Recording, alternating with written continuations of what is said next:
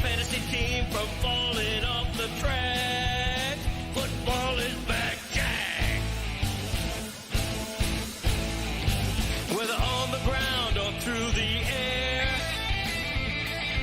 when the chips are down and you throw a prayer, when your team is primed and on the hunt, it's 4th and 10, you refuse to punt. When the shoulder pads and helmets crack, that's how you know that football is back, Jack. Let me hear you say, football is back, Jack. This high is wild and out of control, and we're gonna ride it every week till we reach the Super Bowl. Don't need no check down. Give me big hits and quarterbacks. If you say this game's the best, I'll say it's a gag. Football is back, Jack. Football is back, Jack. Football is back.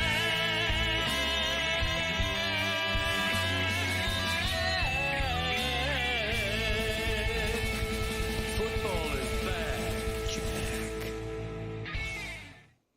5 months. In 5 months, that's when football starts. But it's back. It's back now. Football. That's right. Schedule release yesterday. Everybody, we did it. We made it to Friday. Let's give it up for Friday. All right. Yeah. Give it up for Friday. Yeah.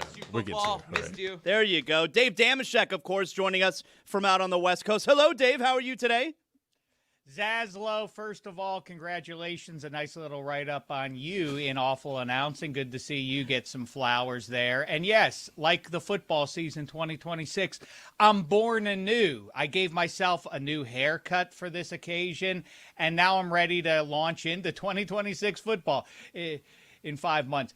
And in between, I hate to start off on a sour note, everybody, but I looked up this morning and realized it's just about all over. Yes, we can make snarky remarks about the schedule release of the NFL, but after a few more NHL and NBA games, we got nothing but baseball. Okay. Nothing but baseball. Hold that thought for a Mike second. Ryan's going to jump in. Hold but that thought that's for a not what I'm second, talking Dave. about.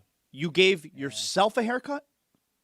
I did, yeah. I since COVID, 2 major events. I haven't worn denim jeans since COVID, and I've been cutting my own hair since that event. All right, now I want to ask about that. The Why pandemic. have you not worn denim jeans since COVID? What is the correlation there? It wasn't really an act of choice. It just is something that happened, and I looked up a couple of years after the fact and realized, you know what? Then denim jeans have been sitting on the shelf for quite some time, and I went back in my brain and realized it was during COVID. Remember, all rules were off. As we get a half decade away from COVID, Zaslow, can you look the man in the mirror and say that there weren't some benefits to it? I'm not trying to diminish the real life consequences, the heavy consequences, but for your life, did you gain something from the experience? I kind of did. I didn't mind sitting around a lot in the house. People lamented, like, I can't go out. I was like, I can't go out. Terrific. I gained weight. That's it. That's the only thing I gained. How much? I don't know. I'm not one that steps on the scale on a daily basis, but I know that is certainly what I gained during COVID. Now Did you let's start hitting the bottle? Oh, of course we did so much drinking. Are you kidding me? Yeah. So much alcohol. Did you have a rule? Did you have a rule? No, I no. don't start until 5 or anything like that. Oh, you know what? That's an interesting question, actually. Okay, because there have certainly been times where I'm only going to drink on the weekends, all right? And then the weekend quickly turned into, okay, well, the weekend's obviously also Friday, so now we're doing Friday, Saturday, Sunday. But then it's like, hey, when I was in college, Thursday night was a big drinking night, all right? You go out on Thursday, so now we're doing most of the week we're drinking. And then it just turned into, you know what, if I feel like drinking, I'm going to drink. Well, it's funny because I've been saying for about 20 years now that I have future Dave isn't going to be living for much. I'll live vicariously through my kids. That's why I had them, because I'm vain. I want to get something from it, and I suspect that when I'm old, I'll just live through them financially and otherwise. But also, I used to say when I turn 80, all bets are off. That's when the heroin starts. But then I moved it up to 75 a few years ago. I'm thinking now 65 years of age, 65 years of age, I start taking the spike. How say you? Okay, I thought I was the only one. Well, me and my friend. And now Dave is doing the same thing. I have a pact with a friend that if we both live until 90, we're going to do heroin. I didn't know that that's something that other people have. Did you make that pact with Dan? Because he has this take too. But no. Yeah, Dan really wants to become a huge heroin guy. I mean, Dave has the Sure. take also. I did not know this. William S. Burroughs, Zaslow, and Damashek. And Le Batard's welcome to the party, too, to our heroin den. Me and my buddy have a plan that when we get in our 70s, we're going to go to the horse track every day. So you're just going to be normal. You're just bet going to be a normal horses. guy. So you're just Bet going to horses. become your dad. Okay, now, Dave, back to the hair. How are you cutting your own? Like, you got scissors in the back of your head? That's how well I'm doing it well is the answer. As you can plainly see. Okay, the wife gets very upset. She's always got it. I don't know who she thinks appointed her to be the negative Nancy about everything, but she's always like she's like, ugh. You're going to Miami? Oh, no, you have to go to a professional barber and get that fixed. Look at what you did to your hair. And I say, I can't see what I did. I can only see the front, and that's all anybody sees anyway. Who cares? I'm not a three-dimensional person anymore. All you're seeing is this punum staring at you. Who cares what's in the back there? It's an afterthought to me, literally and figuratively. Apparently, I don't do a great job on the back. It's hard. I think the results are in. This looks pretty good, right? It looks like shit. I do my own hair. Please. I do my own. I do it myself. Does that surprise That I anyone? believe. Yeah, I do it myself. How would we know with that hat? Well, you could just imagine, all right? So, yesterday, the Dolphins' schedule came out. That's right. A very big to-do. At 8 o'clock last night, the Miami Dolphins and the rest of the NFL, they released their schedule. And, I mean, I look at this, and you know what? I got 3 wins here. Oh, man, it's brutal. I got 3. I'm looking at 3. You should have heard, Dave, you should have heard Chris Cody's rationale as we're looking at the Dolphins' schedule before the show starts. He thinks that week 1 game at Vegas, It's big. huge tone setter.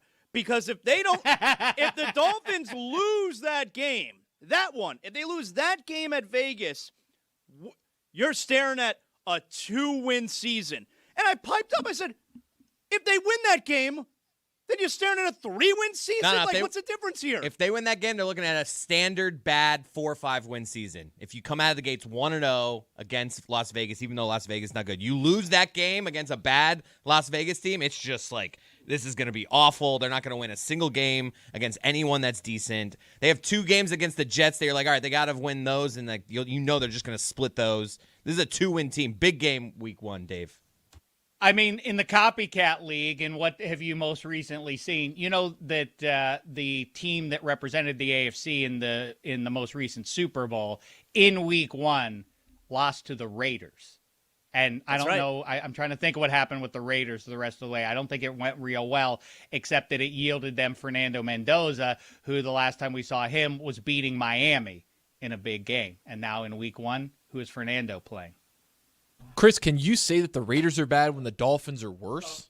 Can you look at a team that the team is better than the team that you root for and be like, they're bad? But It's if you're the Dolphins, you look at that Raiders game. I get it. The Raiders are looking at it like this is a great week 1 game. I'm not saying, that both teams think this is a winnable game. And I'm just saying this is just a tone setter for the season. For the Raiders and Dolphins are 2 of 5 teams in the entire NFL. I think the other ones are Arizona, Tennessee, and the Jets. Those 5 teams right there, no national TV games. good. None. No national TV. And see, the schedule release is stupid to me. We've known all the teams they're going to play. We know if they're home or away. We just haven't known exactly what week they're playing, okay? Fine, whatever. I don't care. The one thing that I did like when I was a kid that I liked about the schedule coming out was, okay, how many games are the Dolphins playing on Monday Night Football? Like, that was such a big deal to me because that meant the rest of the country is going to get to see how good my team is, And, my father would be able to buy us maybe 1 tickets for one game a season, I want to go to Monday Night Football. That's the game I want to go to. But now, who cares about this schedule release? I can't remember zero. Like, even the Dolphins, who have been bad forever, they have one Sunday night game. And then even now they don't have Thursday. You know, they've gone away from every team gets Thursday. Dolphins don't even have a Thursday night game, which is kind of good, I guess. But. Good. You know, I didn't remember until moments before. I was on ESPN last night, so I happened to be thinking about this. And I didn't remember until moments before the schedule came out. Oh, yeah. This is when all the teams, their social media departments, they make the videos. And they put the videos out on Twitter. And it's like, all right, somebody's going to have to do an apology because they're going to be the ones that had Tyreek Hill in handcuffs, you know. And all right, and then there's going to be another team. It's like the big winner. Oh, my God, you were so funny and so creative. So that I do like a little bit, but I didn't see the Dolphins. Like, Chris, you know what the Dolphins did? I did not see that. The Dolphins did a thing where the players were pulling up to the facility, and it was just like, oh, no, this is intense. And the front desk person's like, Mr. Ross is expecting you. So players were like, oh, I need to see the owner. Mr. Ross, oh, no, this is scary. What players did they? It was just I mean, Dan told us yesterday there's a bunch of no names on this team. team. To that point, there weren't a lot of recognizable players, but just random players. Mr. Ross wants to see you. Mr. Ross wants to see you. Oh, I'm so nervous. They walk into the big reveal, chair spins around, and it's Rick Ross. You know, I don't want to be the guy that I saw it coming, but I guess as soon as the first joke of Mr. Ross wants to see you, I was like, okay, clearly Rick Ross is going to appear. Like, I saw it from a mile away, so it didn't do much for me, but it was trending. It was one of the more popular ones views-wise. So, what was there anyone that came out as like the clear winner, the most viral social media team? Detroit. What did they do? All business, Zaz. It was Dan Campbell at a computer. He printed out a sheet of paper. He put a thumbtack to it on a board, and it was a static image of a schedule. And I'm sure Dave Damashek loved that. Listen, I'm not such a cynic that I get down on this. It does have, to Zaslow's point, a little bit of sort of a school project kind of effect that all the students go off into the 32 different directions, and they come back to present to the class their cute little their little project for the year. Look at what Timmy did. Look at what he came up with this year. And then we all have to gather around and applaud and tell them how cute it was. It was fun. Listen, those videos are cute. They now pay top dollar. They go out and hire comedy writers and obviously big time celebrities. Well, the Colts use the Simpsons. They must have to spend a lot of money to do that, right? I was wondering about that partnership because clearly they had to flash the what was it, Disney Plus at the back end of it and hold on that at the end of the video. So that must have been a big part of the deal, but they still had to pay out, right, for the Simpsons rights? I would think so, yeah. Chris, can we play you have a fun one that maybe we could play? One of my favorite ones was the Raiders one. It was, they have the two quarterbacks that you would call maybe nerdy with Kirk Cousins and Mendoza, so they recreated the Step Brothers. Hey. Hey. I'm Kirk. I'm Fernando. You're gonna have to call me Kirk O'Chains. Cool. You're gonna have to call me the Nandalorian.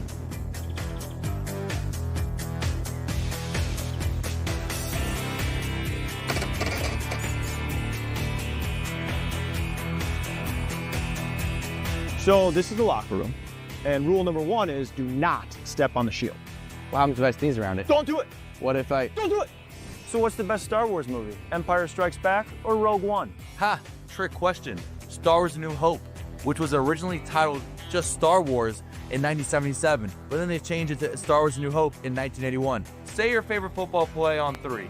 1, 2, 3. Turbo right, 63 wide shallow. Jinx! Did we just become best friends? Yup! Number 1, Fernando Mendoza, a little bit stiff. Number 2, that's really funny. That's a great video. Dave, that's really good. I like that one a lot. That's very strong. I think that is your winner. I thought the Titans was good. That's good. I thought the Colts was fun in parts. I think that would be my winner stand there. 1, 2, 3. Dave, let's throw it over here to Tony, who was all You okay, over. Let's not acknowledge what just happened, okay? Okay. I meant to What? say Please acknowledge it. I meant to say Tony. I accidentally said Dave, so I tried to do a quick cover there. Quick. As if I was telling Dave what I was going to do. But there's no reason for me to tell Dave what I'm going to do next. I can just do it. Yeah. It's like a waste of time. But you're okay. Yeah, I'm all right. Everybody calm down. Tony, NFL schedule released last night. You got a top 5 for us? I've got a top 5 NFL games I'm looking forward to now with all the schedules set in stone. Wow. Top 5 NFL games of 2026. To get music or no?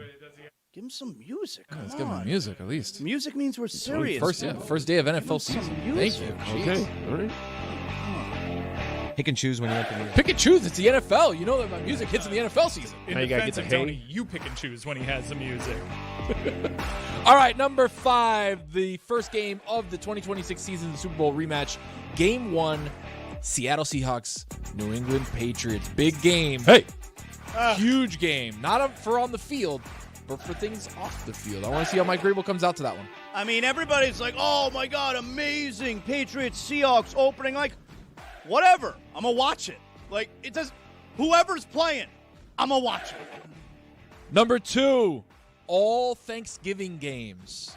Have you seen the slate for Thanksgiving? Wouldn't it be number 4? I Number think there's 4, my like bad. 5 Thanksgiving games. There right? is. So they have a Thanksgiving Eve, which I don't remember Thanksgiving Eve being a thing. It's like the day you go to Boogie's and hang out with all your friends, correct? That's the Wednesday Block before party. Thanksgiving. Oh, my God. You go to Boogie's, Zaz? You know Boogie's? No. Oh. Too far south for him. Okay, me and you, we'll see each other at Boogie's. But we'll also see Packers-Rams on Thanksgiving Eve. So I'm going to read you the slate. Packers-Rams on Thanksgiving Eve. Then Thanksgiving, we got, of course, the Bears and Lions.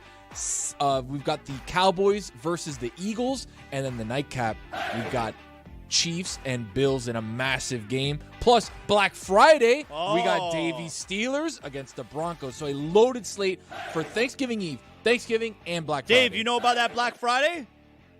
I know about Black and Gold Friday, friend. Come on, Broncos. We'll see you on the banks of the Three Rivers, Bo. Maybe Drew Aller be starting by then. Number 3, all Christmas games.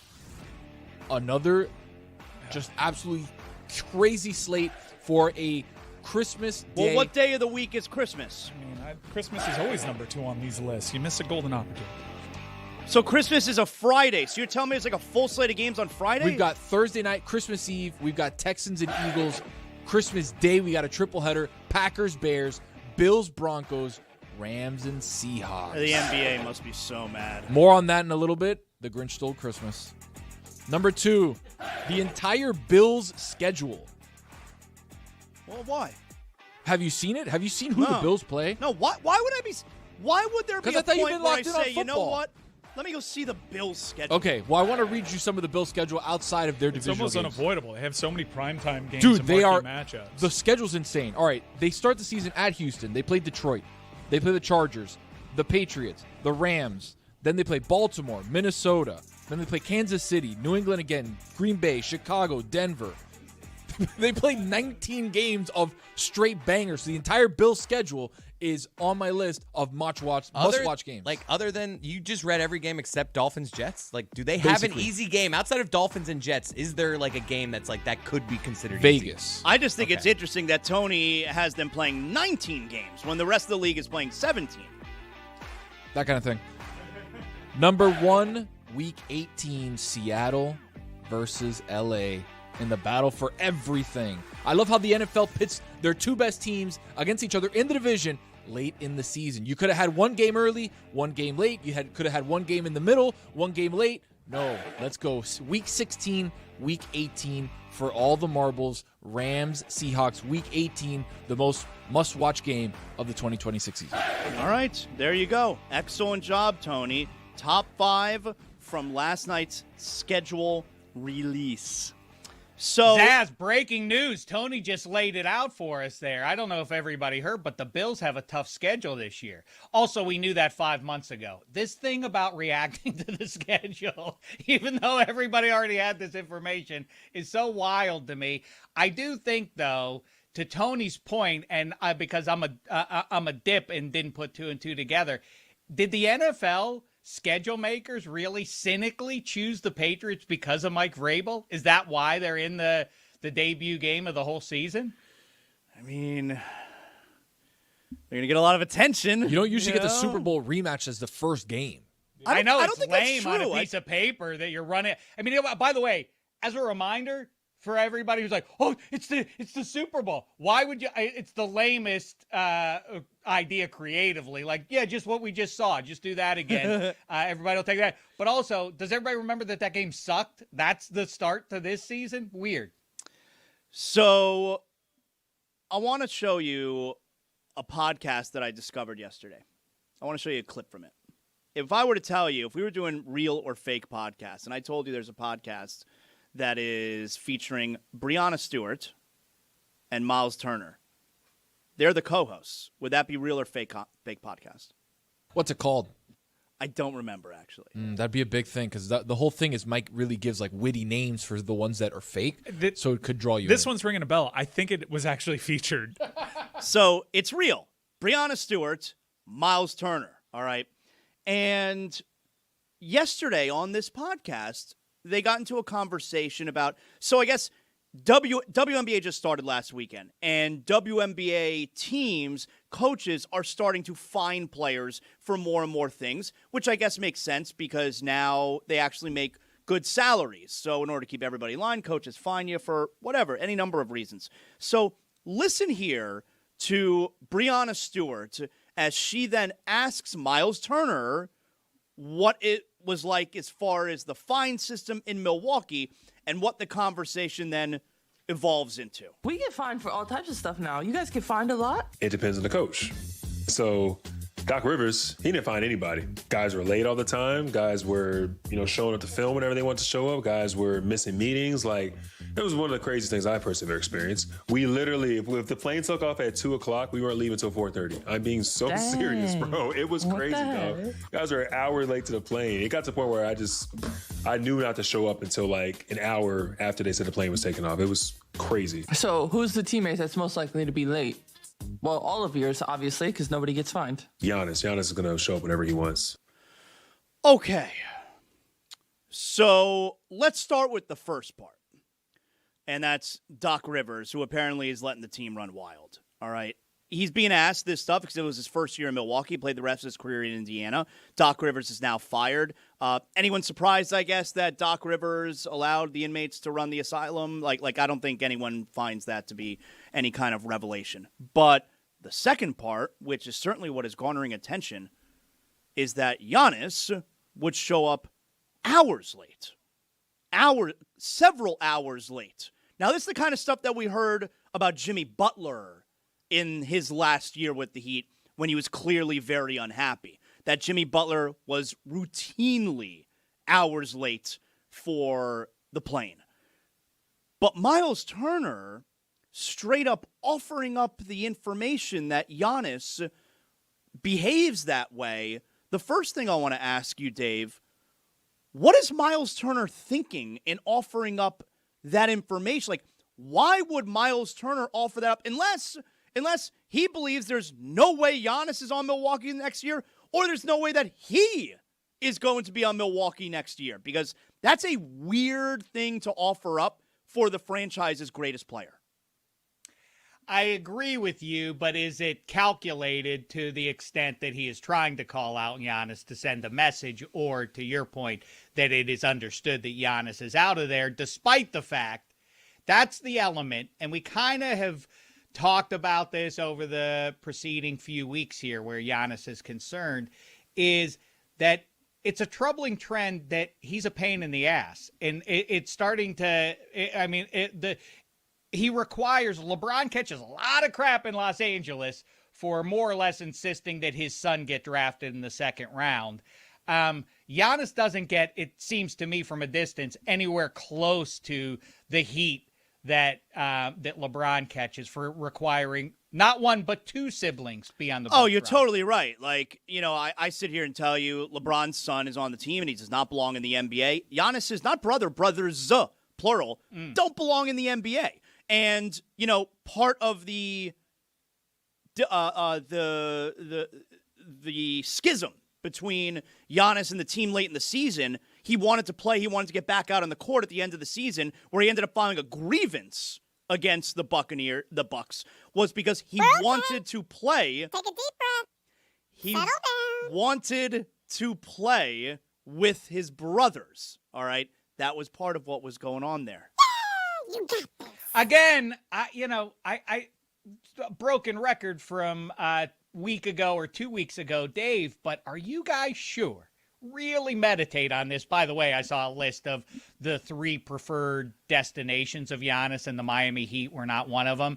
And it makes me think, because it always hurts my feel. Well, when there's a big-time recruit in the region of football America that I come from, and I see that one of the 3 final schools for a blue-chip prospect is not Pitt, I get it hurts my feelings. Does it hurt your feelings that Giannis has not circled Miami as one of his preferred destinations? Or I'm not sure if it's even Giannis putting this list out, but they're floating all these names of appealing destinations for him, and Miami isn't one of them. I mean, look, it does make sense to me, except that I don't think if you're the team receiving Giannis, I feel like you get about a year for a Magic season with Giannis, not an Orlando Magic one, but a Magic run to a title. And then that's going to be about the extent of what you get out of Giannis, because he's old now. He's not going to be dynamic for much longer. Okay, so if he even still counts as consistently dynamic. Okay, so the first part, does it upset me that the Heat's name was apparently not on the list? No, because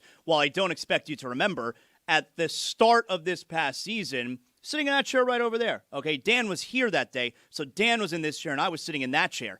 And I specifically said, Giannis's people have reached out to the Heat, that they are interested in Miami if things go awry in Milwaukee. So I know this, all right? So no, I don't care what that list says. I don't care what that report is. But I think the bigger thing here is because it doesn't even matter if Giannis is the star, if he's the best player on the team. When you're showing up hours late for the plane, I understand star players get treated differently, as they should.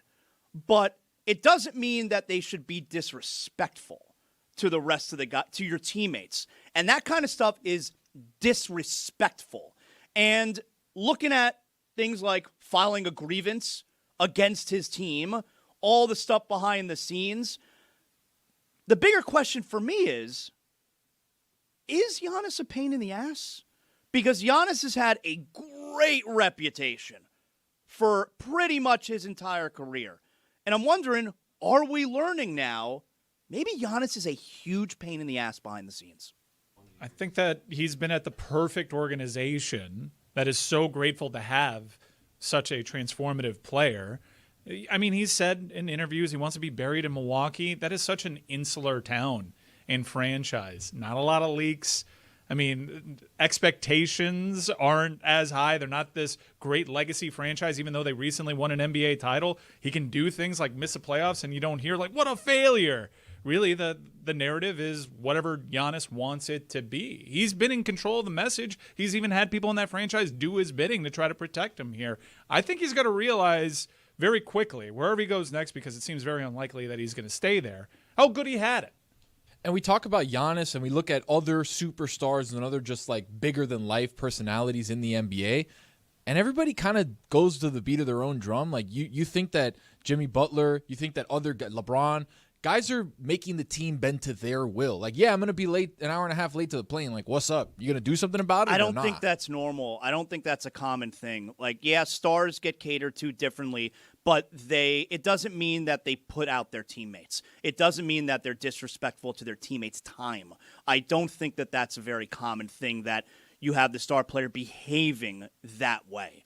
Like, that's bad what we're hearing there. The same way it was bad how Jimmy Butler was being disrespectful like that in his final year. And it just, like, and so Miles Turner made those comments, which I think is odd, all right? And then kind of a subtweet here. You tell me, all right? A little bit of a subtweet from Giannis Antetokounmpo where he put out now, it's on Instagram it looks like, where he was playing basketball. He's in the gym with his son, and the caption underneath it is he just writes, "Getting better every day and minding your business." And he put that out shortly after that podcast dropped with Miles Turner. Kind of feels like he might be referencing what Miles Turner said there. I think it's a little bit of a subtweet going on there from Giannis.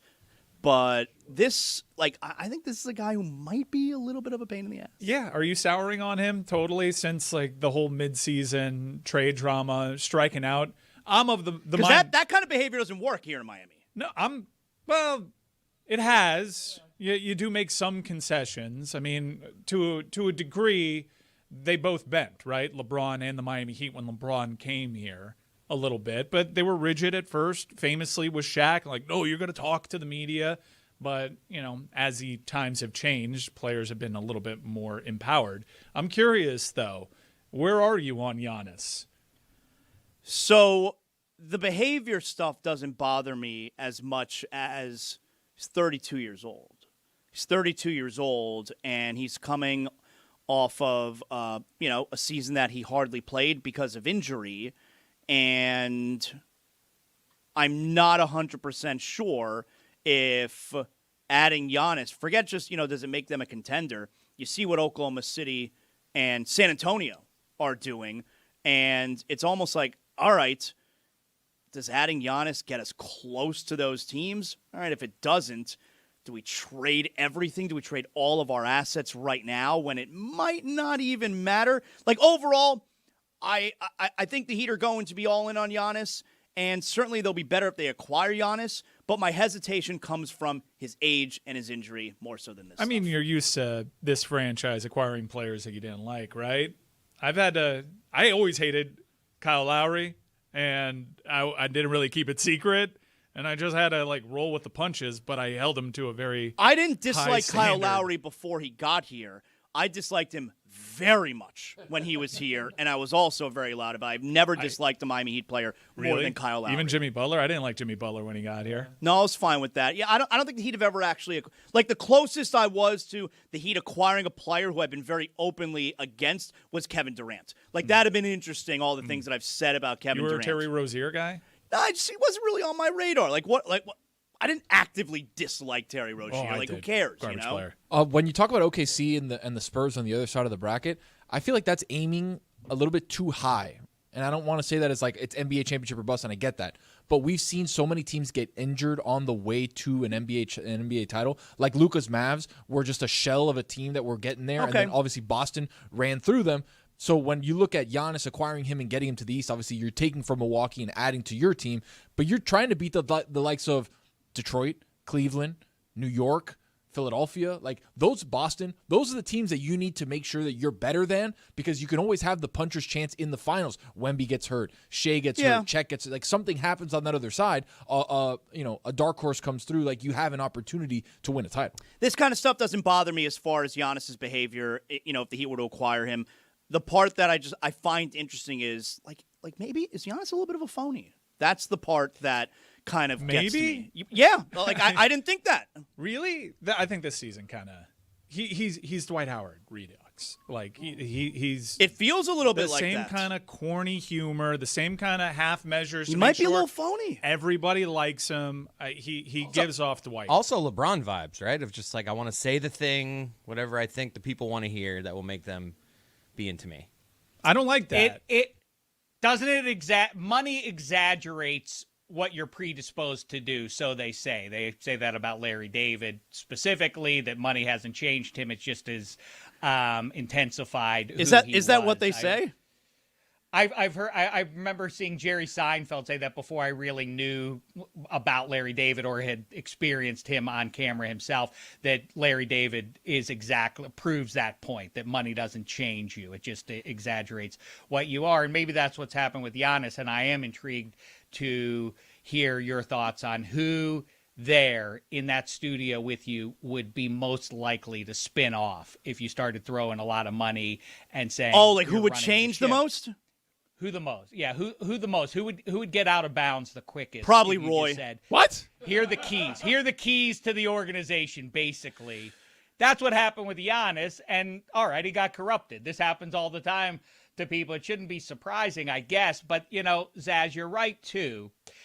Tony, by the way, made a good point, too, that I think you do have to consider, if you want to contend this next season, robbing Peter to pay yourself is the plan, right? If Giannis goes to the Knicks or Boston stays or Philly or whatever, that really puts you out of contention, period, right? If you're the Heat, but if you get him, you can at least indulge the fantasy that maybe this will be your year. It would Maybe be a you'll come out of huge the blow. East. Look, the Heat fans upset as it is. It'd be a major blow if not only do they not get Giannis, but he goes to Boston.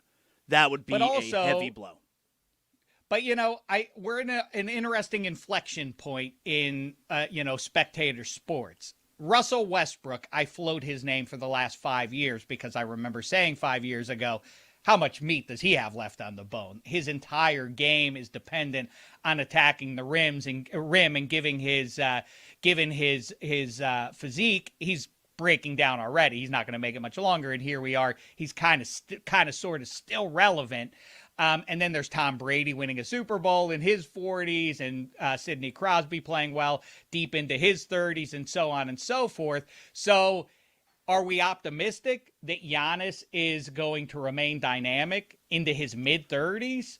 Or is he about to go the path of most athletes that we've watched in history, which is they start to break down and slow down as they get into their 30s? I think ultimately everything we've seen over the last few months and Miles Turner's comments yesterday, there's no way Giannis is on this team past the draft. There's no way. Zero shot. There's no way. Yeah, the Haslam comments were pretty damning. But to echo Dave's point, a little he means bit. Jimmy Haslam, by the way, not Udonis. Yeah, not UD. But I do think, while I agree with you, and there are holes in his game, right? He's not a consistent shooter from mid-range or certainly outside or the free throw line. And he has this frame where you put a body to him, you're rewarded to get him to the line. I still think as he gets older, he's a Greek freak for a reason. Defensively, he's going to be a force as long as he's able to step out onto the court. He's going to be able to be dangerous around the cup. Like he is going to be a big-time factor in next season, provided that he's healthy. I don't think he's going to fall all the way off, but there are questions about his game.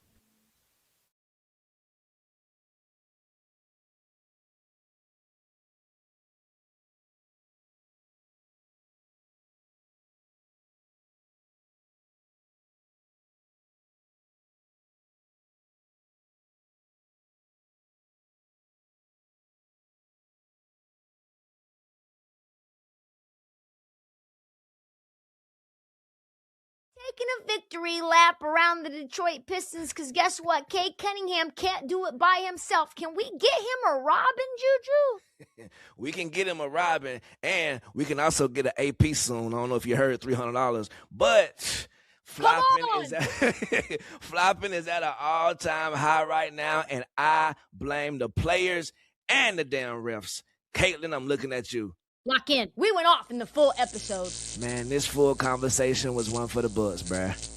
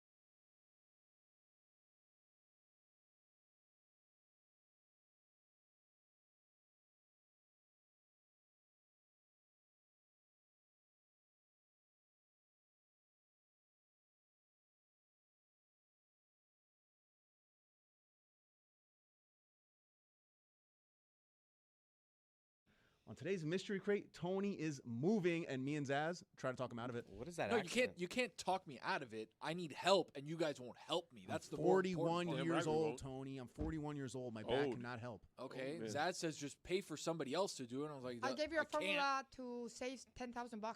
Oh, You wow. did give me a formula to save a lot of money that I would not be spending anyway because I'm not gonna have that. Why don't we crowdfund your move? But it's too late. It's too late. Like I got to do it now. I got to do it Saturday. I got to do it tomorrow. I can't help you. You would have said yes to that, no? I would have said yes to any sort of help. I'm gonna try to see who else I can get to help me. We None of also you guys want to help me. We also plant the seeds for a little bowling competition between Rose and Chris Cody. Yeah, but there has to be like some stakes. Like Yeah, Chris yeah. Cody can't play full prize. out. Like, Actual he's got to play stakes. like lefty. What or if, something. yeah, what if he Ribeye, can play with his left? Yeah, what if you T-bone. play with your left? I'll beat her with my Still with your left? How about Yeah. Rose has bumpers and you bowl your left? No, that'll get close. That'll get. Okay, now we're talking. Okay. Chris lefty. She may actually beat me there. Wow. I mean, lefty without bumpers and she gets bumpers. I mean, I beat you lefty when we did the shooting competition. Check it out, Mystery Crate.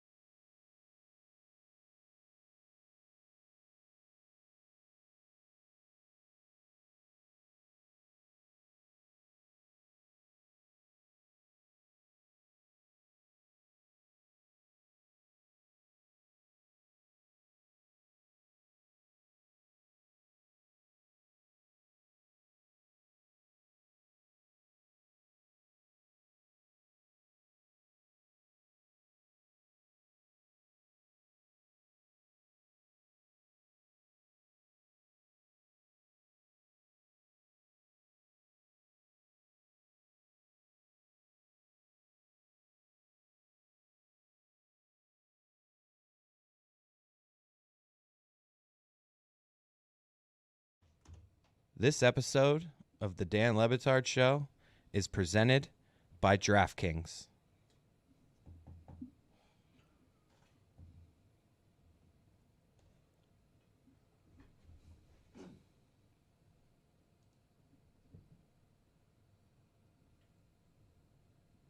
DraftKings. Oh my god. The crown is yours. Yeah, there you go. Right, there we go.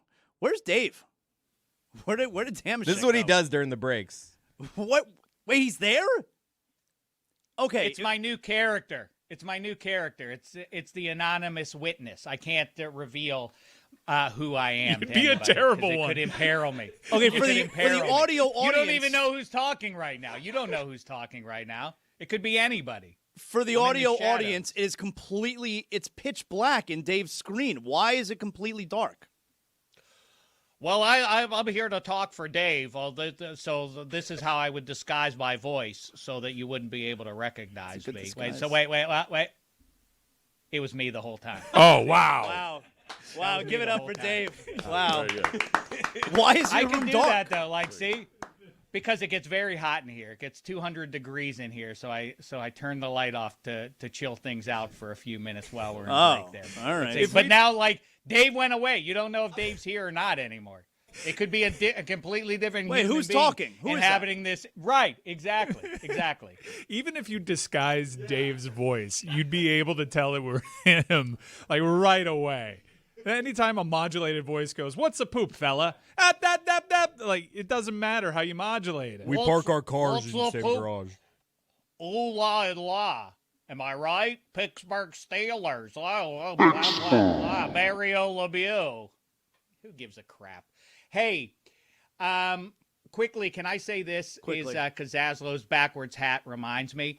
Is the Steelers are playing the Saints in Paris, and that made me obviously think of a beret. And then I was thinking of, is a beret the worst choice of hat you could make in the year of the Lord 2026? And I know that the easy answer is, well, you'd rather wear a beret than an Abe Lincoln hat. But if you went to a hat store, they're not selling Abe Lincoln hats in 2026, but you probably could find a beret. Is that the bottom of the barrel when it comes to hats? Zaslow, as a hat wearer, how say you? Well, what about like those Kangol hats, you know? Totally different thing. A beret is not a Kangol. Kangol is not a beret. Black unks, grandfathers of all kinds, Bruce Arians would not be caught dead wearing a beret. Okay, so but those guys, what did you say? Black unks? Is that what Yeah, that's what he said. Yes. The black unks are still wearing Kangol. Absolutely. Yeah. With Samuel the leather Jackson. sandals too, with the towel right over the shoulder on the grill. Yeah. But wait, Sam Jackson wears his backwards, right? Or some of his characters. But he only wore it in wear the Jackie Kangol Brown. backwards. It was one movie. He was on a golf you're course. He wears it all the time. But then That's his look. or Payne Stewart or Ben Hogan or somebody, like, you swing it around. And, you know, I don't think I could pull that look off, but I think Zaslow, you would look neat in that. I think, in fact, I would rather, if I had to choose a hat for you, if I were your friend trying to put you in a good spot here, I would say wear the Kangol for the rest of life if the only other choice was a beret. I think we would point and laugh at you much more in the beret. Well, I would never wear a beret. I mean, two things that everybody knows about me. I'm not a cuck, and I would never wear a beret. Everybody knows that. But when a cuck in a beret, now we're really talking. Now I know three things about you. Because you hate Bill Goldberg, too. Oh, everybody knows that about me. Two things everybody knows about me. I'm never a cuck, and I hate Bill Goldberg. Everybody knows that. I used to have a Miami Heat Kangol when I was a teenager. Really? Yeah. Mm-hmm. Front or back? Like, how would you wear it? The logo would be in the back, so I would wear the brim I'd wear it backwards. The brim would be in the back, and I'd wear, the logo in the front. Yeah, I had a Miami Heat Kangol. Whatever. That's his thing. He has to wear it backwards. Right? Yeah, whatever, man. So, I had a great head of hair. You wouldn't I wasn't walking around with the dome, big head when I was a teenager. I had a great head of hair. What happened? Life. I mean, honestly, what happened? I did morning radio for 7 years. Oh, yeah. That's what happened. But the old man's got a good lettuce, or nah? No. Tell us about the time you went bald, Zaslow. It didn't happen just one day. It was over a course, Probably started happening in my early 30s. Yeah, probably early 30s. Man, I knew you at 23. It happened before then. Really? Yeah. Yeah, brother. All right. You're always the last to know. All right. There you go. But, man, Dave, you wouldn't believe it. Oh, my God. This punum and that head of hair, find the ladies off with a stick. You know what I'm talking about? Devastating. I mean, listen, I know I'm doing all right in the hair department, but, Yeah. man, if I had the mane that I was sporting back in my mid-20s, I would be a senator by now. Yeah, I hear you. All right. Well, nobody's perfect.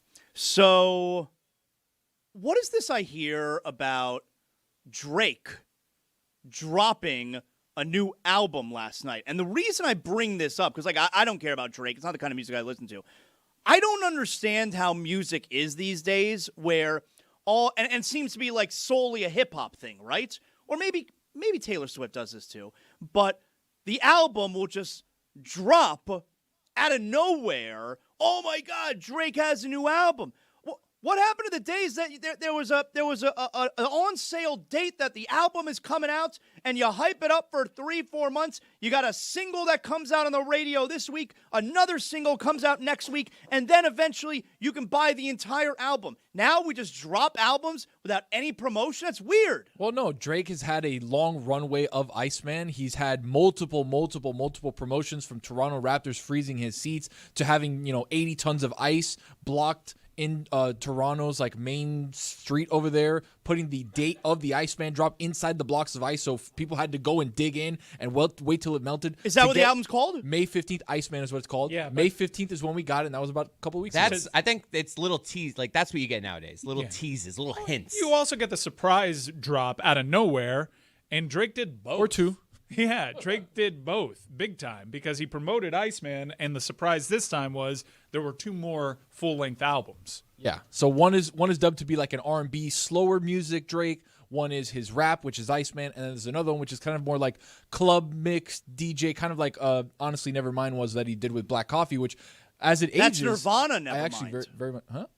Nevermind. That's Nirvana. Honestly Nevermind though. Oh, all right. So he dropped 3 Kendrick albums. Lamar. Can we go back very? We're going to talk about a quickly, 5'2" liar? Is that what we're going to do, Dave Damashek, on the day that Drake drops Iceman? We're going to talk about a 5'2" Let liar? my man cook on Kendrick. Go ahead, Dave. No, that's what I was going to ask. I thought that Drake, at last check for me, I thought Drake had been shamed out of society by Kendrick Lamar. Oh, and no, here he no. is. But then my wife told me, no. Drake has emerged victorious somehow. I do the math for me on that one. Who can explain? Is that true? Yes, absolutely. Absolutely? Absolutely. Without a doubt. Without a singular doubt. I thought Kendrick Lamar ended his career. Please, are you? That's how I know you're not listening to Drake or listening to hip hop whatsoever. Because Drake has like That's how you know? four other #1 songs since GNX dropped, since the whole thing with Not Like Us, since all that stuff. Drake has been the #1 streamed artist in hip hop still after that. I mean, people say Kendrick won the beef of their song versus songs, but in terms of just popularity, Drake won.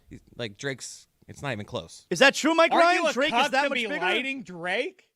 You're not a cuck to be rooting for Drake, who you got humiliated? I think you are. So, yes, Drake is more popular on streaming because white girls love Drake. But if you like artistry, if you like just the music, I don't look at Drake the same way. And I go to Drake concerts. I like Drake. Like Kendrick says, I like to dance to his music too. Like, it's fine, but I will never look at him the same way. That guy took a bad public L, as bad as you can get. I can't get over. I can't imagine that I wake up one morning and all of a sudden Pearl Jam dropped a new album last night out of nowhere. That'd be crazy to me. And I understand you're saying that's not exactly what Drake did, although you thought he was coming out with just one album. He came out with 3. But this happens all the time in music now, right? Especially in hip-hop, where it's just a surprise. Oh, my God. So has anyone listened to the new... Iceman, I'm halfway through. I was listening on the way in. Bangers. A lot of good songs, a lot of good lyrics. Shebang. And obviously he had some stuff that he had already released prior to What Did I Miss? The one with Central C. So there's a couple out there that have already been listened to, but... Great bars in the songs so far. I haven't listened to the other 2 albums that were the surprise drops, but I'll get around to it. Dave, you'll get around to it? No, probably not. I do think the old lady will put it on the Alexa, and then we'll. I have to keep it down because the Alexa's right over there, and she'll hear me talking about her, and she'll start talking and chime into the conversation. We don't want that. But yeah, I do think. I bet you that the wife and Alexa will team up to play some Drake, and I'll hear whether I want to or not. But do I have interest in it? I think is the spirit of your question. No, I do not have any interest in it. Does it surprise you when last night was weird? There was no NBA last night. Does it surprise you when I say that if the Cavaliers beat the Pistons tonight in Game 6, that it'll be the first time without LeBron James that they advance to an Eastern Conference final since 1992? That's 34 years ago. They have not been in the Eastern Conference final without LeBron James since 1992. When I say that, does that surprise you? Is that the Jordan shot over Elo? No, that was the first round, and that was maybe like 80, 88 maybe. Okay. Yeah, that was a first round game. 88, Zaz. Yeah, and that was a first round game. But 1992, Mark Price, Brad Doherty, Eastern Conference Finals. I think the Bulls won. I think the Bulls won that series in 6. It was actually the first year the Miami Heat made the playoffs. Bulls swept them in the first round. It was not a good series. But Game 3 was fun. I mean, it was only a 5-point Bulls victory. Anyway, the last time that the Cavs were in the Eastern Final without LeBron James, 1992. So I guess it's a roundabout way of saying this is kind of a big deal, this game tonight for the Cavaliers. It is, and look, Miami, a lot of Heat fans prided themselves on their ability to rebuild themselves so quickly, get back to an NBA Finals so quickly after losing LeBron. But since LeBron left Cleveland, Cleveland's learned to be a super aggressive franchise in the trade market. They outbid everybody for Donovan Mitchell. This James Harden move was kind of inspired. Jared Allen as well. Jared Allen as well. Like, they have a nice roster, and they're not afraid to make big, bold moves with their head coach either. I think that they've actually stabilized as a franchise here lately, kind of taking other teams' lunch money. Not only that, it shows the win of getting a Donovan Mitchell. It makes the trade like vindicated. James Harden, the same thing. Like all of these things are pushing forward. It's like, all right, we won, right? Like even if we don't win the Eastern Conference, even if we don't make it to the NBA Finals, you've laid the groundwork for the moves that we've been making as a front office are working. You see, the league's last 2 minutes report came out yesterday and confirmed Tony Brothers saying after Game 5 that it was incidental contact. The league confirmed the no call at the end of regulation, which I'm surprised to see. I thought it was definitely a foul. Glad they didn't call it, but thought it was a foul. But I'll tell you, if I'm a Detroit Pistons fan, I'm glad that the league's last 2 minute report confirmed that it was a correct no call, because the only thing worse than not getting the call in that spot is when the last 2 minute report comes out and tells you, yeah, we missed it, you should have won, but tough shit, there's nothing we could do. Like, even if I don't agree with the call and don't agree with the last 2 minute report, I'm glad that the last 2 minute report is saying, no, we got it right. Because what the hell are you going to do about it, you know? The exact opposite effect that was intended a decade or so ago when they started going to Mike Pereira and all those guys in the booth to sort of explain to the public what the officials thought is the exact opposite result of what they wanted. They wanted it to make us feel at home watching on TV exactly what you're describing. See, it was validated by another voice, an official voice there. And instead they're like, yeah, I don't think I agree with that one. It just made us much crazier about what the old men calling things with their eyeballs are doing when we can see in high-def television everybody in the world except those guys. The irony that everybody watching the game sees the truth, but we don't want to hurt the feelings of the official, so we just have to roll with their call is such an insane spot that we've arrived in. I do love that. But back to the point you're talking about with they're validated, that the Cavaliers are validated by James Harden.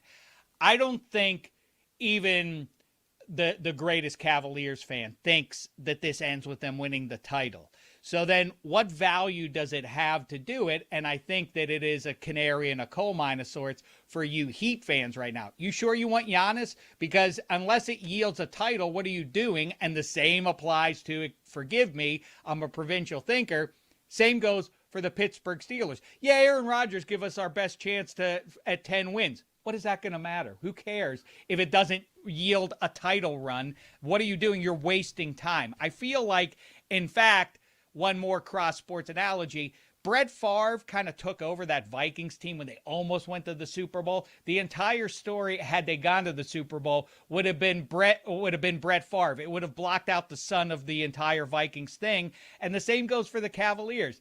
The whole thing is the redemption of James Harden or not. The Cavaliers are incidental to this story. I think the reason that you do it if you're the Heat, and also why, if the Cavaliers win tonight, the Harden trade, even if they don't win the championship, the Harden trade ends up working for them, ends up being a positive. You want to have a shot.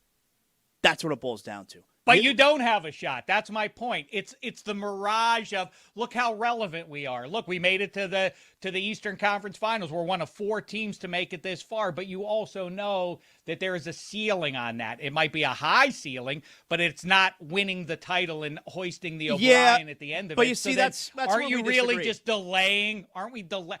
I'm all about the journey over destinations, Ass.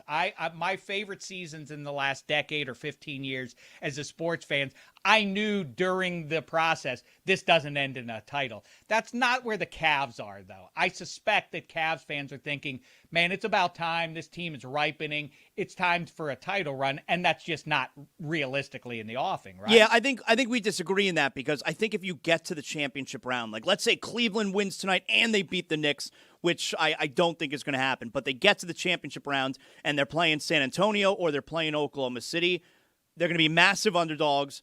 They're not going to win that series, but that's where I think my opinion there disagrees with a lot of people, which is I think if you're there, you have a shot. Like, I think if you're there, you're good enough. Like, this brings us back to, the Heat were not good enough with Jimmy Butler, and I disagree with that, because I think if you're in the finals, you're good enough. Like, the only team that's good enough to win the championship isn't just the team that won the championship. Like, they won the series, they were the better team, okay, but there are multiple teams that are good enough to win the championship. Only one of them is going to. They were good enough in the bubble, but I thought the Denver series told them that. I mean, they were there. Quite a ways they were away. there. Yeah, they were but there. They weren't close in that series. Yeah, I don't see it that way. I think if you're there, if you're in the finals, you have a chance to win. Like, you're right there.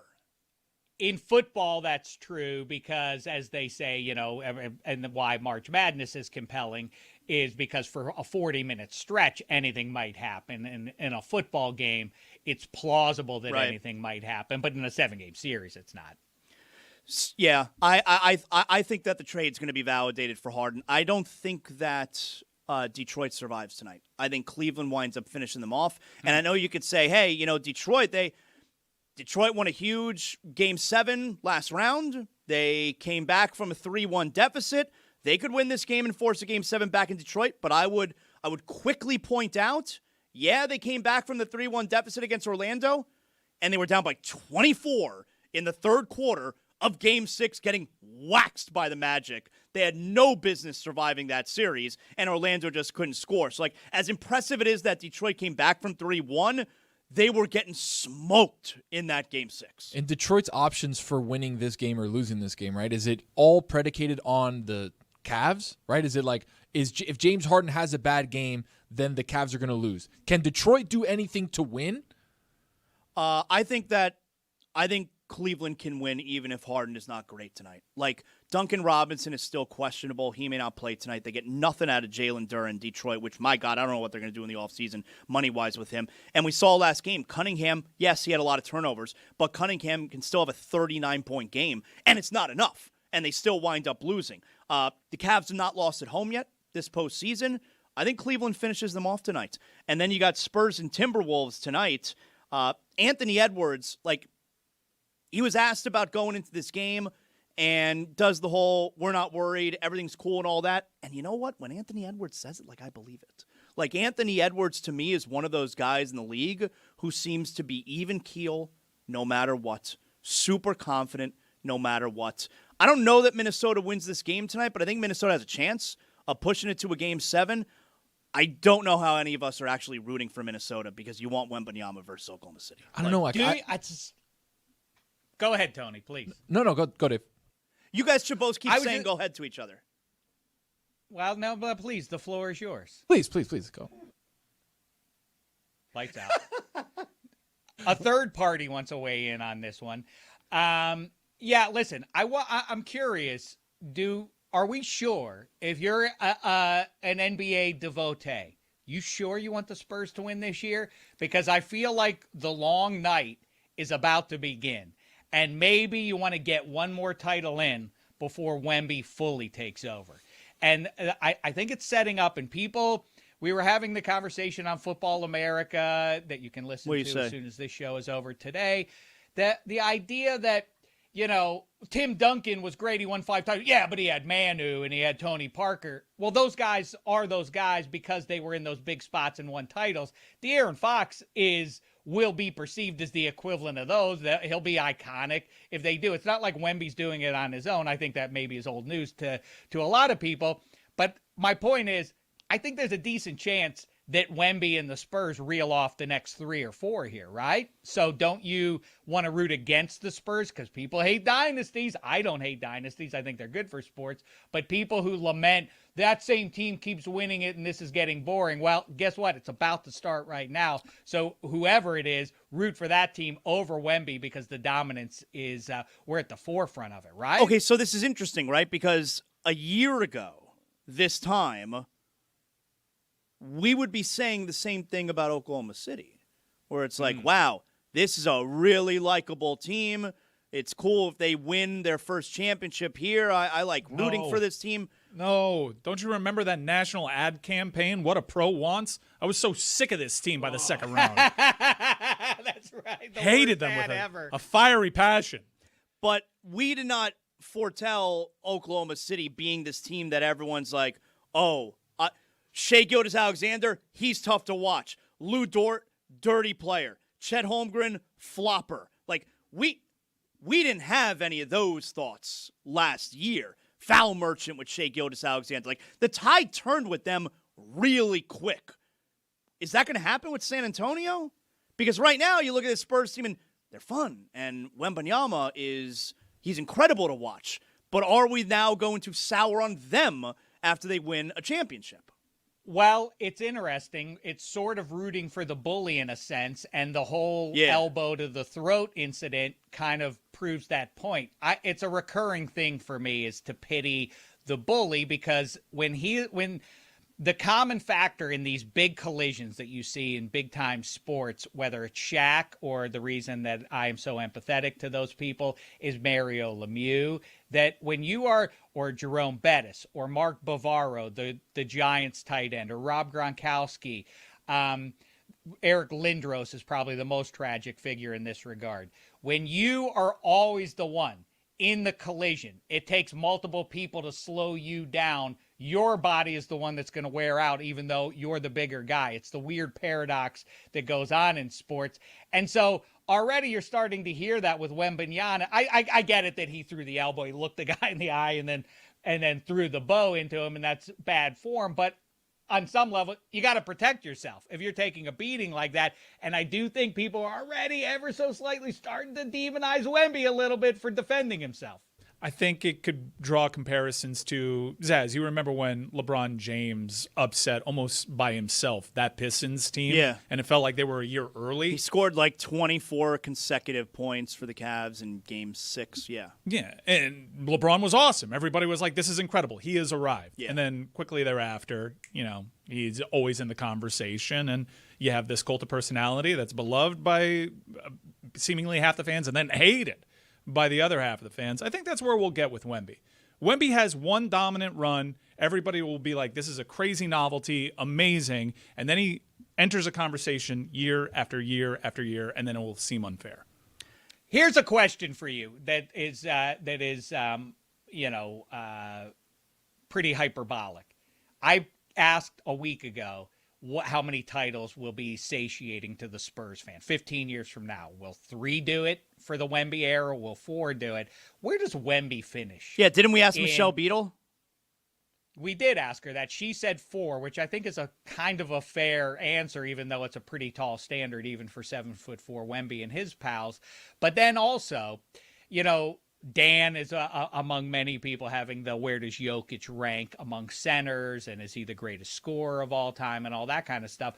It's unfair to the kid, obviously, to some degree, but where does Wemby wind up in our mind? Like, is he a part of the enduring MJ v. LeBron conversation? Is it a 3-headed conversation 10 years from now? I think there's a decent chance, the way things are tracking, that it will be. The thing that gets in the way of it is I'm waiting for Wemby to break. That body don't look right. When he's running up and down the floor, it just doesn't seem like it can take guys taking runs at him. And the best thing he has going for him is that the era has changed in which he doesn't have to play through the low pivot anymore. Because if he did, I don't think he would have a shot. But I think as it stands now, it might be a decade from now.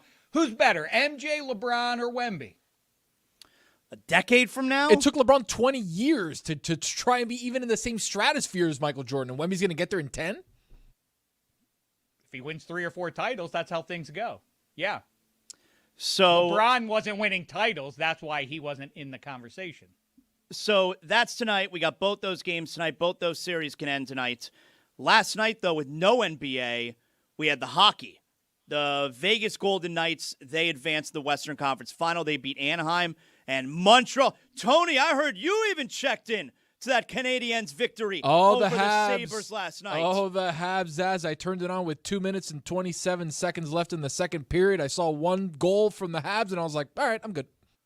It's 5-3. You picked the wrong stretch. There was like a 30-second stretch in which there were 3 goals in the first period. I was watching the Equalizer 2, so I switched that on a commercial break to see what the... There were 2 equalizers in that game, and then Montreal pulled away. What a performance by the Canadiens. They can now close it out in a Game 6 at Bell Center tomorrow.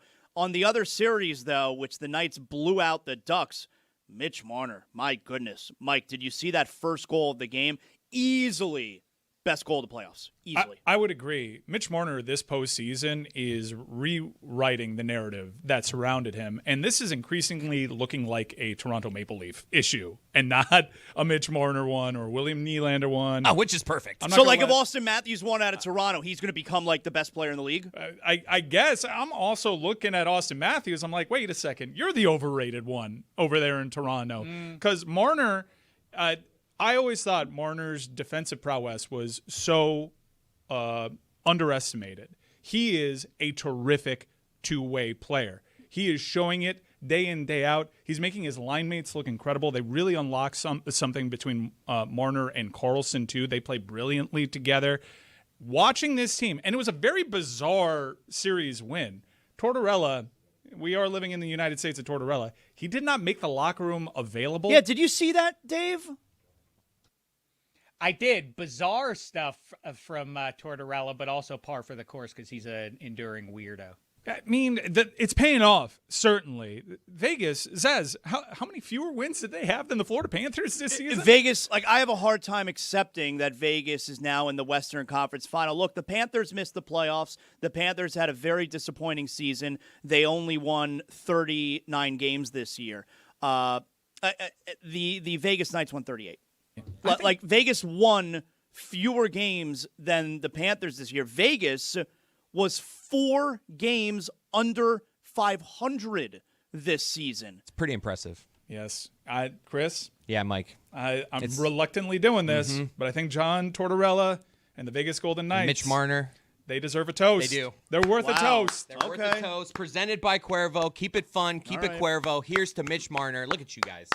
Now, this sets up for a very interesting series between Colorado and Vegas. You have 2 recent Western Conference Cup winners, teams that are always in that conversation. 22 and 23. You have Vegas playing their best hockey of the season, and where Vegas is certainly a way more interesting threat to Colorado than Anaheim would be is there's always going to be an elite defensive forward on the ice for Vegas. Hear, hear. I cannot wait to watch McKinnon and McCarr try to rush past that blue line and have Jack Eichel and Mitch Marner waiting for Why for did them you say there. here? Hear, hear. Why When did you you're say toasting that? That's when you're someone toasting. and someone makes a good point, Oh. someone in the background needs to yell, hear, hear. Now, ultimately, I think Colorado's depth is just insane. Hear, hear. And their talent will win out. And they had a relatively easy time with Minnesota. And I do believe Minnesota to be a better team than Vegas, but styles make fights. And I think that this Vegas team playing this way with their defensive forwards and with Mitch Marner being totally unlocked. This guy was a joke. He tried a spinning goal against the Florida Panthers, and it led directly to a goal for the Florida Panthers. He was a punchline, and probably unfairly so. This could be a really interesting series. Well, yeah, now he leaves, and they finished, next to last in the Eastern Conference. Keep it fun. Vegas playing appropriately or not playing with house money here. You think they are playing with house money? Dave, you think Vegas is playing with house money? I mean, they have no business being there based on exactly what you just said, based on what they did in the regular season. I think the Avs should smoke them. I think Mike is exactly right. I know it's simple math, but the games were closer, maybe a 5-game series and everything else, but the Avs did ultimately handle the Wild, who are way better than the Knights.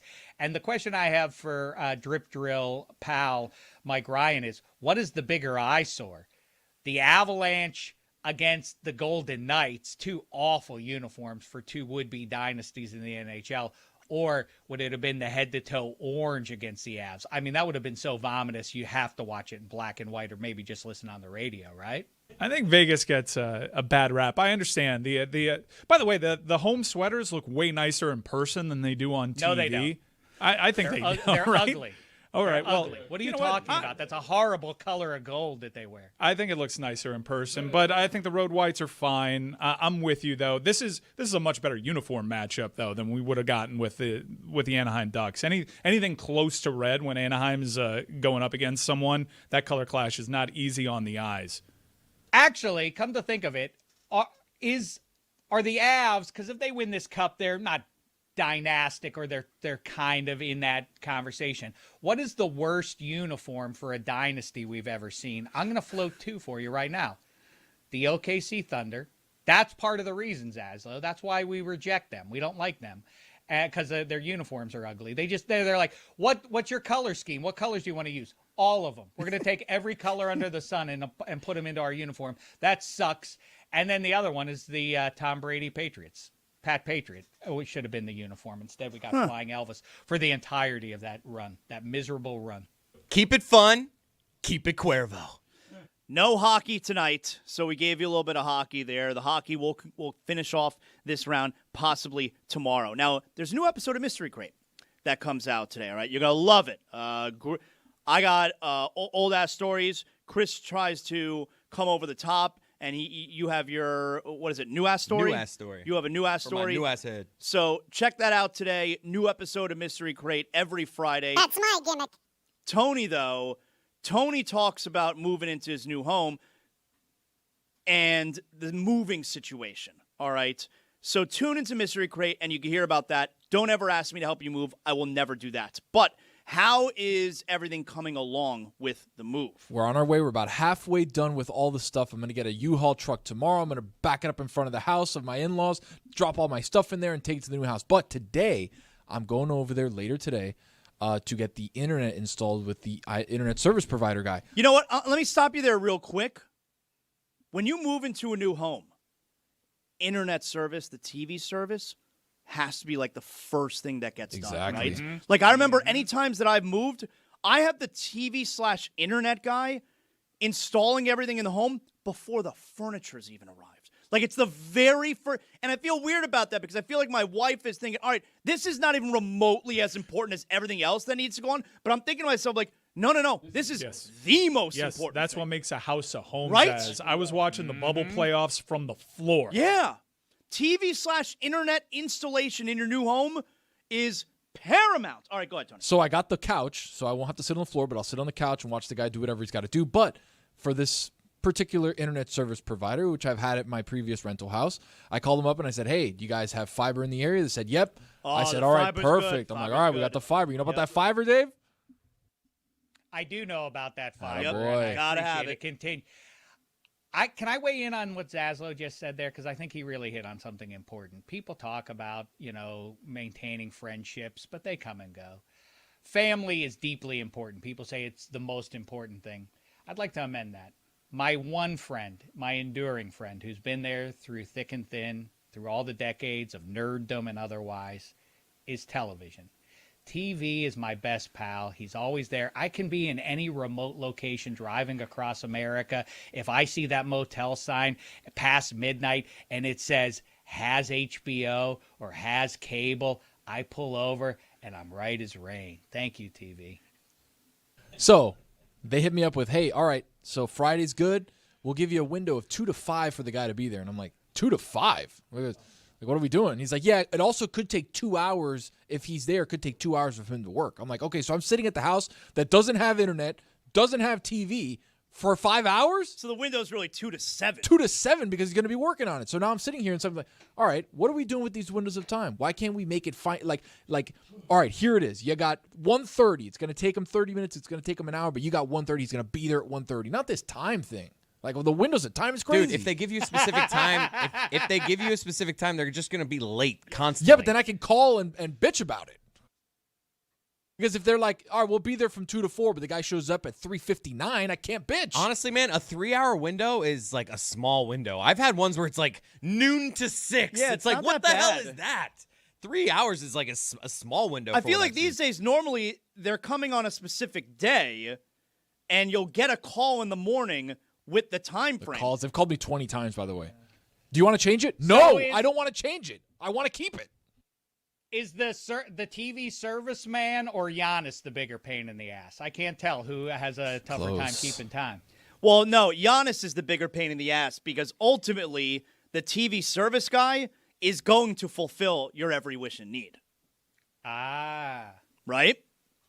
Take him, Miami Heat. Get the TV service guy. He's the missing. I'll let you know his stats when he walks up if he's a big guy. Maybe. Like, is that not a tremendous feeling when the guy, like when he says, okay, we can do this, and we can, like when he's figured out the lay of the land, all right, we can solve this. And he tells you it's going to here. be shorter We than can the do timetable, this too. here. It's a beautiful feeling when you can get done what you need to get done. I'm telling you, when you move into a new home, by far the most important thing is the TV and the internet guy. Don't come at me. On this episode of the Alley-Oop, I'm taking a victory lap around the Detroit Pistons because guess what? Cade Cunningham can't do it by himself. Can we get him a Robin, Juju? We can get him a Robin, and we can also get an AP soon. I don't know if you heard $300, but flopping is at an all-time high right now, and I blame the players and the damn refs. Caitlin, I'm looking at you. Lock in. We went off in the full episode. Man, this full conversation was one for the books, bruh.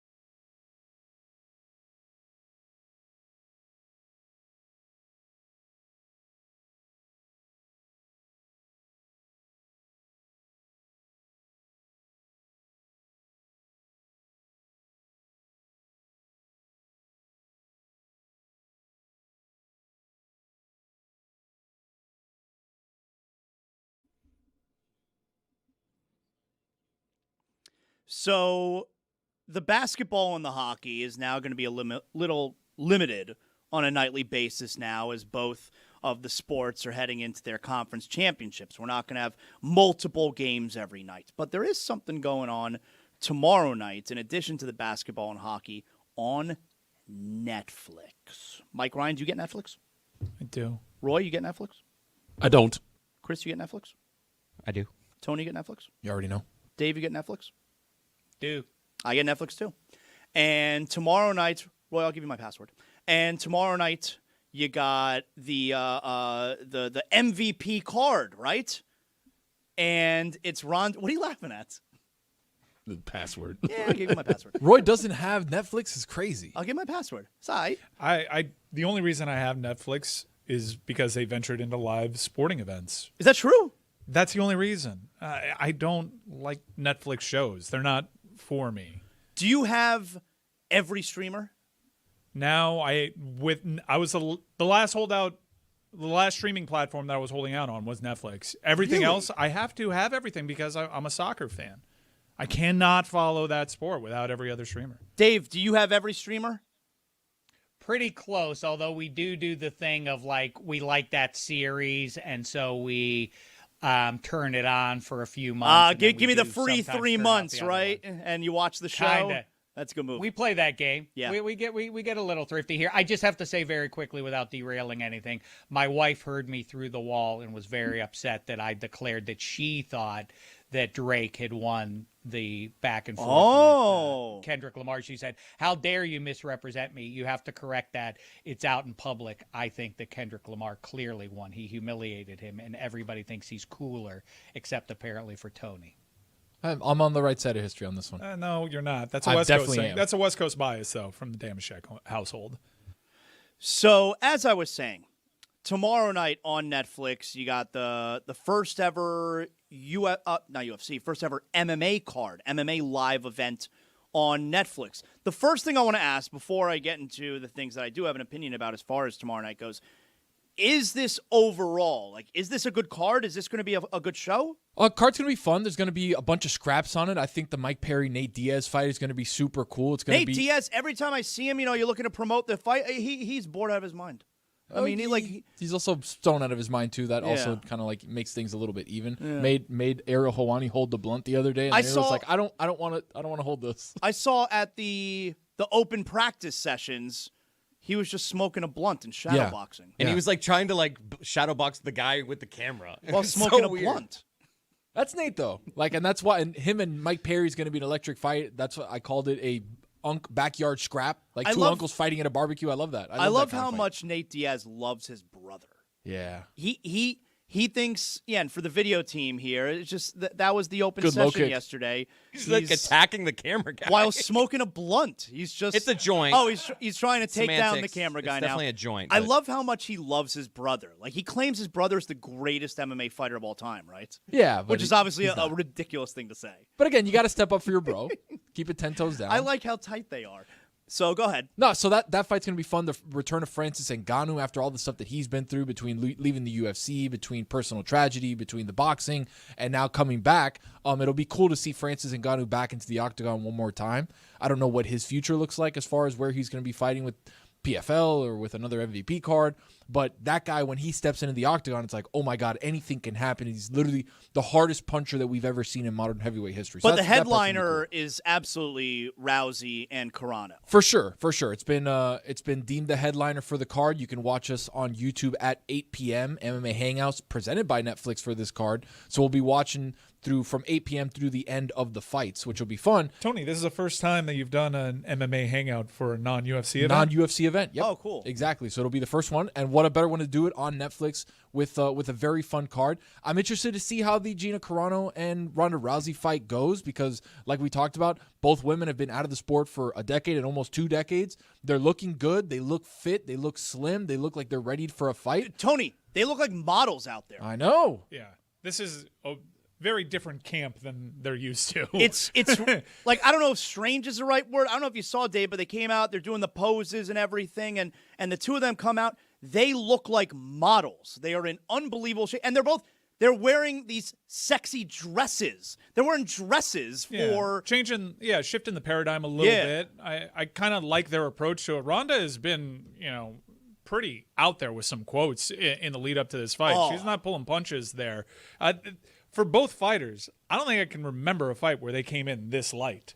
Yeah, and usually what you're doing, you're bulking during the camp, and then you cut to try and make weight and everything, and it feels like they're kind of hovering where they don't really have to cut weight, and that's one thing that's super important in at least the UFC when you're going up and you're probably a weight level above where you're actually fighting, so you got to cut a bunch of weight to make your weight. Right now, it doesn't look like there's any weight cut happening whatsoever for anybody. Rousey looks the slimmest, slimmest, fittest, however you want to put it, that I've ever seen. And Gina Carano, who has not fought in 17 years, all right? That's crazy. I would have to guess that there's never been a mixed martial arts fight with someone who has gone 17 years between fights. I remember there was a card at the LA Coliseum. It was Brock Lesnar's first ever MMA fight, and I ordered the pay-per-view because I was curious to watch Brock Lesnar fight. And Royce Gracie was on that card, and he was fighting a professional fight. So I'll look it up. This may not be as unprecedented as you think. Well, Gina Carano, go ahead, Dave.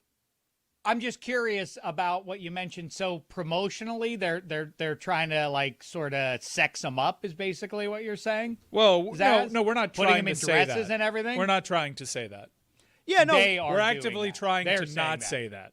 Yeah, we're not trying to say that. We're trying to be as careful as we can to not say that.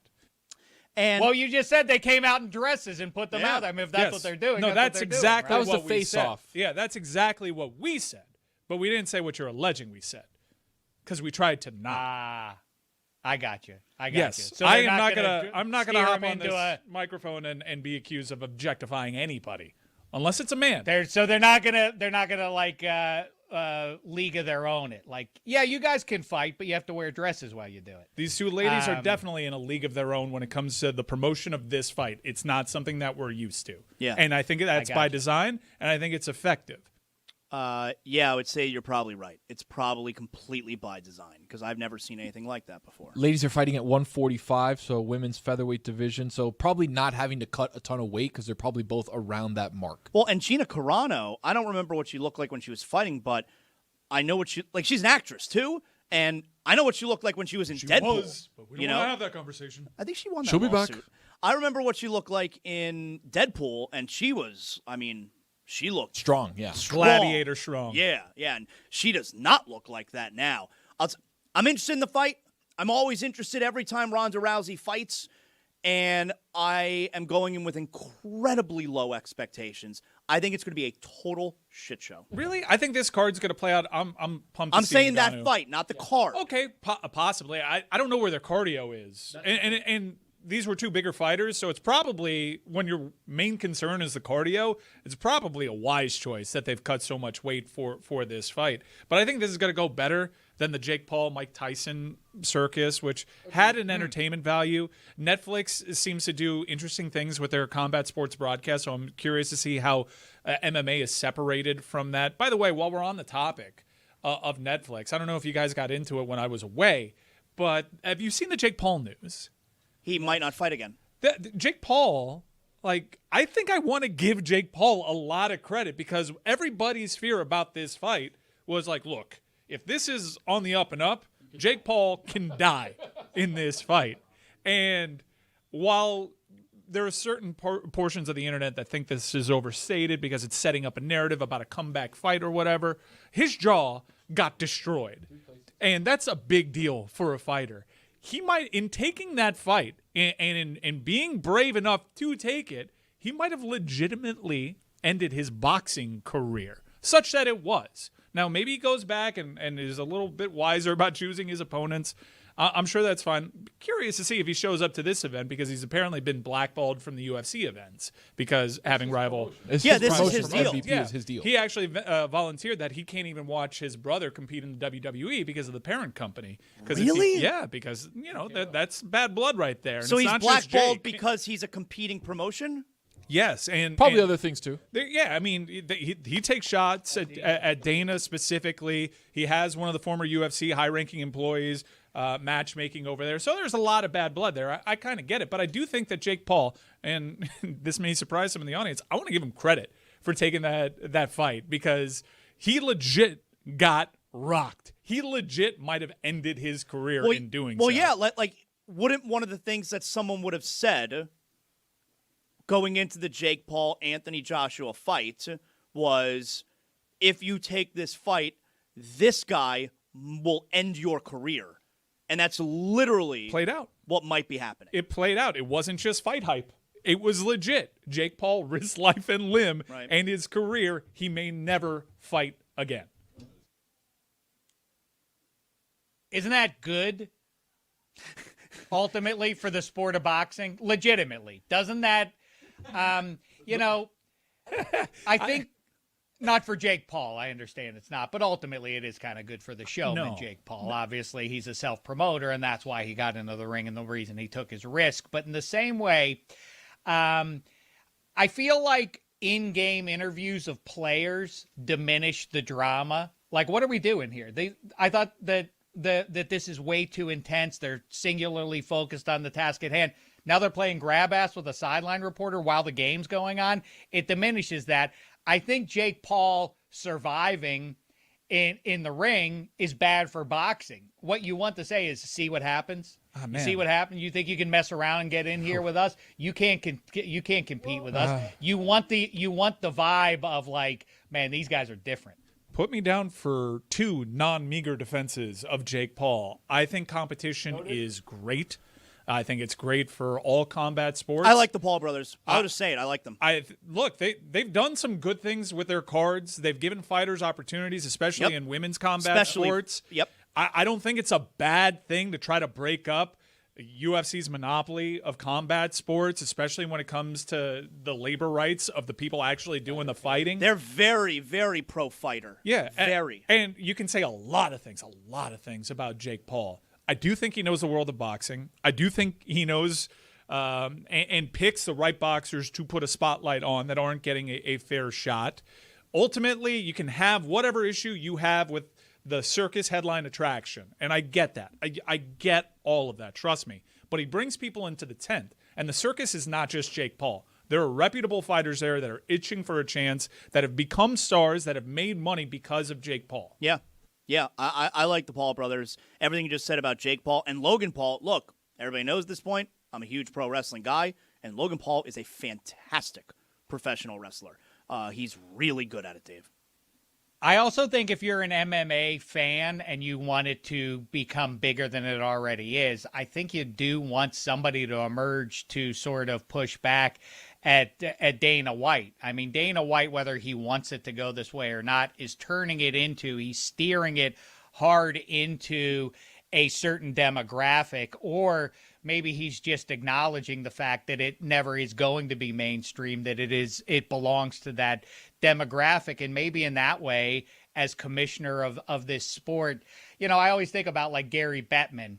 They want hockey to make it in the Sun Belt, and it's been fits and starts for 20 years, and you guys have benefited from it ultimately. But man, it seemed for long stretches there, like, are you sure you want to try to mainstream this sport? It might just be better off as a fringy provincial sport, Canada and colder places.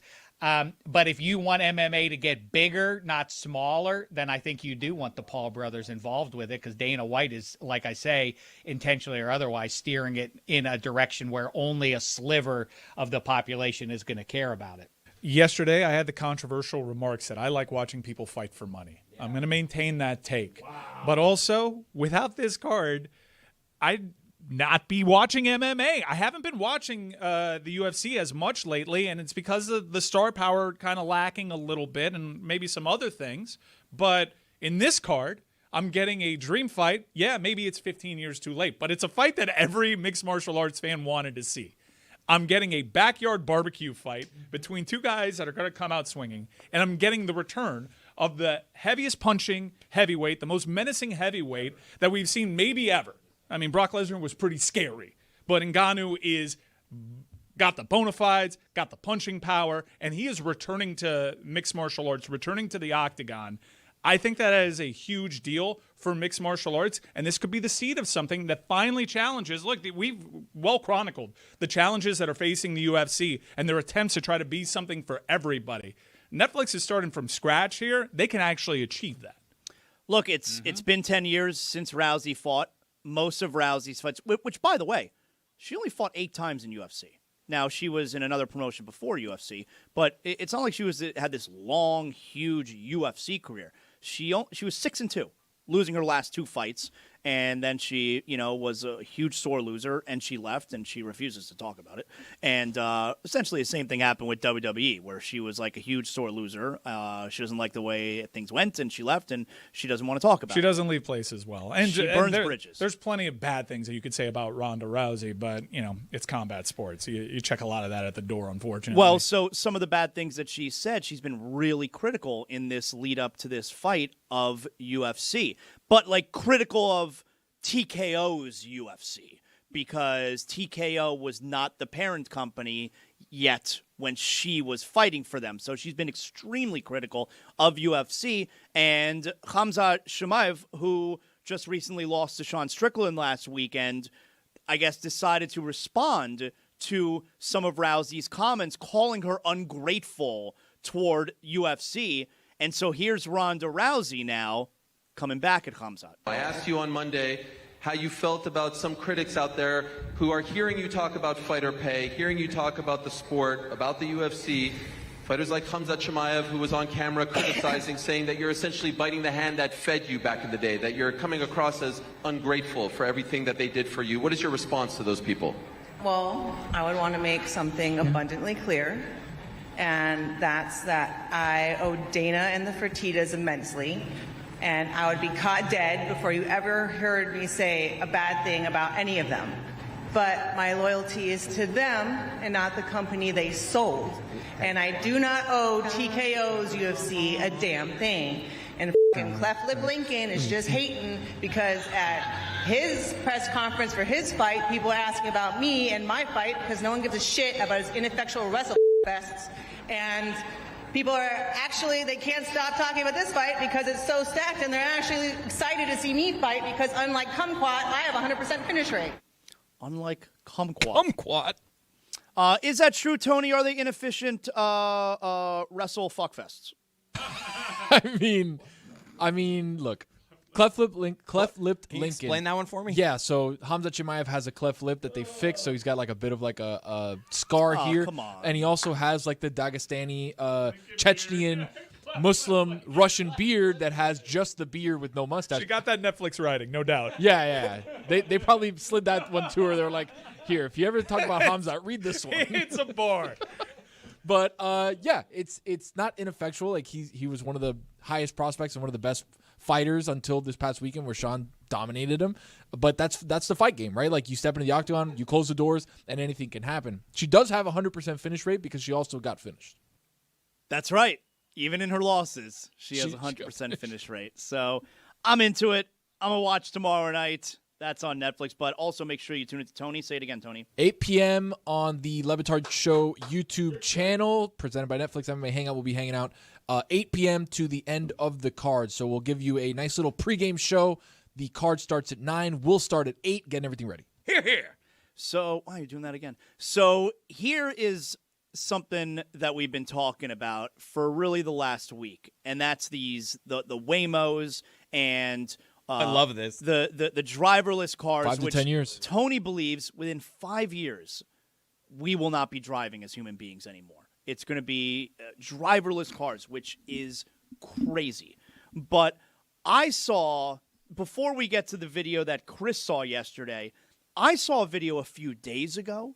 I think it was in Dallas. I saw a video a few days ago where it was caught on camera, a Waymo just completely blowing the stoplight at a busy intersection, making a left into oncoming traffic. And it's that's scary. Are you hopping out if you're in that Waymo? I'm hopping out while it's moving. I got to get out of here. It's making a left at an intersection into oncoming traffic. It just straight up blows the stop sign. And apparently, like the Waymo customer service said, the light on the stoplight, the way the sun was reflecting off it, it was very confusing what color the light was. Okay, well, that can't be the excuse when I'm in an 8-car pileup because there's no driver in this car. Go ahead, Chris. This is a news report from Atlanta where a neighborhood has just been bombarded with, in the morning, like between 7 and 8, they just like Waymos without passengers in it. It's almost Has like this been happening on multiple days, or is this just one day? multiple days where it just seems like this is where the Waymos are hanging out in between gigs, apparently. So here's the news report. It explains it all, but Atlanta people, this neighborhood, not happy with Waymo. Waymo after Waymo after Waymo enter this dead-end street, usually early in the morning. I think yesterday morning we had 50 cars that came through between 6 and 7. Neighbors on Battleview Drive started seeing the autonomous, driverless cars 2 months ago, but the groupings and large number of Waymos just started circling in and out in the last couple weeks. They even shared video with us when neighbors used this little guy to put him right out here in the street to block the Waymos from getting into the cul-de-sac, and you can imagine what happened next. And we had at one point 8 Waymos that were stuck trying to figure out how to turn around. The Waymos are empty and not picking anyone up, and parents are worried, not only calling it excessive, but dangerous. So they put these little kids are playing creepy, signs man. in the middle of the street, and it caused this like backup of just, if you weren't watching us, There's 10 like cars 10 there. Waymos, they can't reverse, so it just They're became, trying to do 7-point turns to try and get out of the road. But I like this neighborhood taking it in their own hands of like, no, this is not your just little drive around area. Now, why before they put the cones there, which then created essentially a traffic jam, why were the Waymos all being directed to this cul-de-sac? I don't think it's explained why this was the area. Maybe they're near an airport where they have all these Waymos that are available to pick people up. Where do you go when you don't have a call? Do you just go and park somewhere? No. In Atlanta, apparently they just go to this neighborhood and circle around. That's creepy to me, man. Whether or not Tony is correct about where we're headed in 5 years or in 20 years, what is the advantage in 2026 of putting yourself into one of those cars? I'm sorry to be like one of those people who's like, let's burn the Waymos at the stake like they're a witch, but why are you putting yourself into the experiment right now? It's sort of like the people who want credit for like, look, I'll eat the hottest wing that they got in the shop. Look, I ate the hot wing, and everybody's like, who gives a crap? Good for you. The people who it's almost like a thing people brag about. Like, I went in a Waymo. Good for you. You put your life in peril with a ghost driver. No, thank you. Let me know how it all turns out. If they're still going and they aren't driving through stop signs and stoplights and showing up in Atlanta where they're not wanted, then I'll get in. For the time being, I'll continue to drive myself. I like driving. Me too. That's why I'm sad that in 5 to 10 years, they're not going to want us on the road anymore. That's not going to be the case. So I told you we got something to watch tomorrow night on Netflix with the Rousey-Carano fight. But also this weekend, I don't know if you saw this, is the series finale of the Amazon show, The Boys. You guys know that show, right? I think it's the 6th season, and The Boys is ending. The finale is this weekend. It's a very, very popular show, which comes from a very popular comic that they have brought to life. And I got to be honest here. I've tried several times. Like, I've watched, I think, the first 3+ seasons of The Boys. I've tried several times to get into this show. I keep starting and stopping and starting and stopping, and I can't stick with it. And you would think someone like me, I love superhero movies. I love Marvel. I love DC, Star Wars. Yesterday was George Lucas's birthday, Star Wars, okay? I love these kind of movies. You would think that I would love, whatever, man. You would think that I would love The Boys. And Dave, it doesn't hold me. I can't stay with it. And it had me thinking, like, this is one of the rare shows that you would think is up my alley that a lot of people really love, and I don't get it. Like, do you have a show like that you would see, like, wow, everyone likes this show, I give it a try, and just, I can't do it. It's not for me. Definitely. Well, first of all, I've never seen an episode of Murder, She Wrote. I never saw Simon and Simon. And they were popular long-running shows. But the one currently that I think people would think like, oh, you must watch that show, Family Guy. Never seen an episode. Why? Because I've taken a stern posture against it because I'm a Simpsons loyalist. Really? You think you're betraying The Simpsons if you watch Family Guy? Well, I don't think Family Guy exists without The Simpsons, and that's a straight line. But yeah, no, I feel like The Simpsons. I've seen enough clips, and I've heard people do the impersonations, and the Stewie is a thing. I know all that, but that's about the extent of what I know of Family Guy. Because, Have you ever I'm seen loyal to Euphoria? Homer and Company. Never have seen an episode of me Euphoria. neither. No, Me I neither. assume that's one of those ones that ain't. I was like, the people who like our contemporaries, I'm sure you know guys like this, like a Full House. They bellyache about Full House. Like, it's so. Have you ever seen Full House? It's not funny. It's like they don't make it for you, man. It's for little kids. Same thing. Euphoria. Like, I don't think I'm supposed to be watching it. People would find me a creep if I were, right? I'm presently rewatching Full House with my daughter. We only got a dozen episodes left. I'm enjoying the hell out of it. Well, and she that's loves nice. this Well, show. that because you're a girl dad. That's why. Yeah, that's right. A very special bond. Although it's like my dad and I had very few things in common. It was wrestling, going to movies, and we would watch Full House together. So it's like a weird thing that I'm handing on down. Full House was the show that you and your father would watch together? Yeah, because he would have me on Tuesdays, and it was on TV, and we loved Full that's House. nice. Me and my father, the Nice show little that we used to divorce watch. dad hat. Me and my father, the show we used to watch every week, we would never miss Martin. Martin was a great show. Good choice. You know, Good choice. There is a gaping hole when it comes to TV syndication. The original binge watching. I miss it. I used to be a Family Guy fan, and not unlike the Drake Kendrick Lamar discussion that we were having, South Park did an episode in which they totally took out the writing process. Basically, it was just a bunch of manatees grabbing random balls in an aquarium and putting together a Family Guy storyline. And I stopped watching Family Guy after that. I'm like, they absolutely murdered them.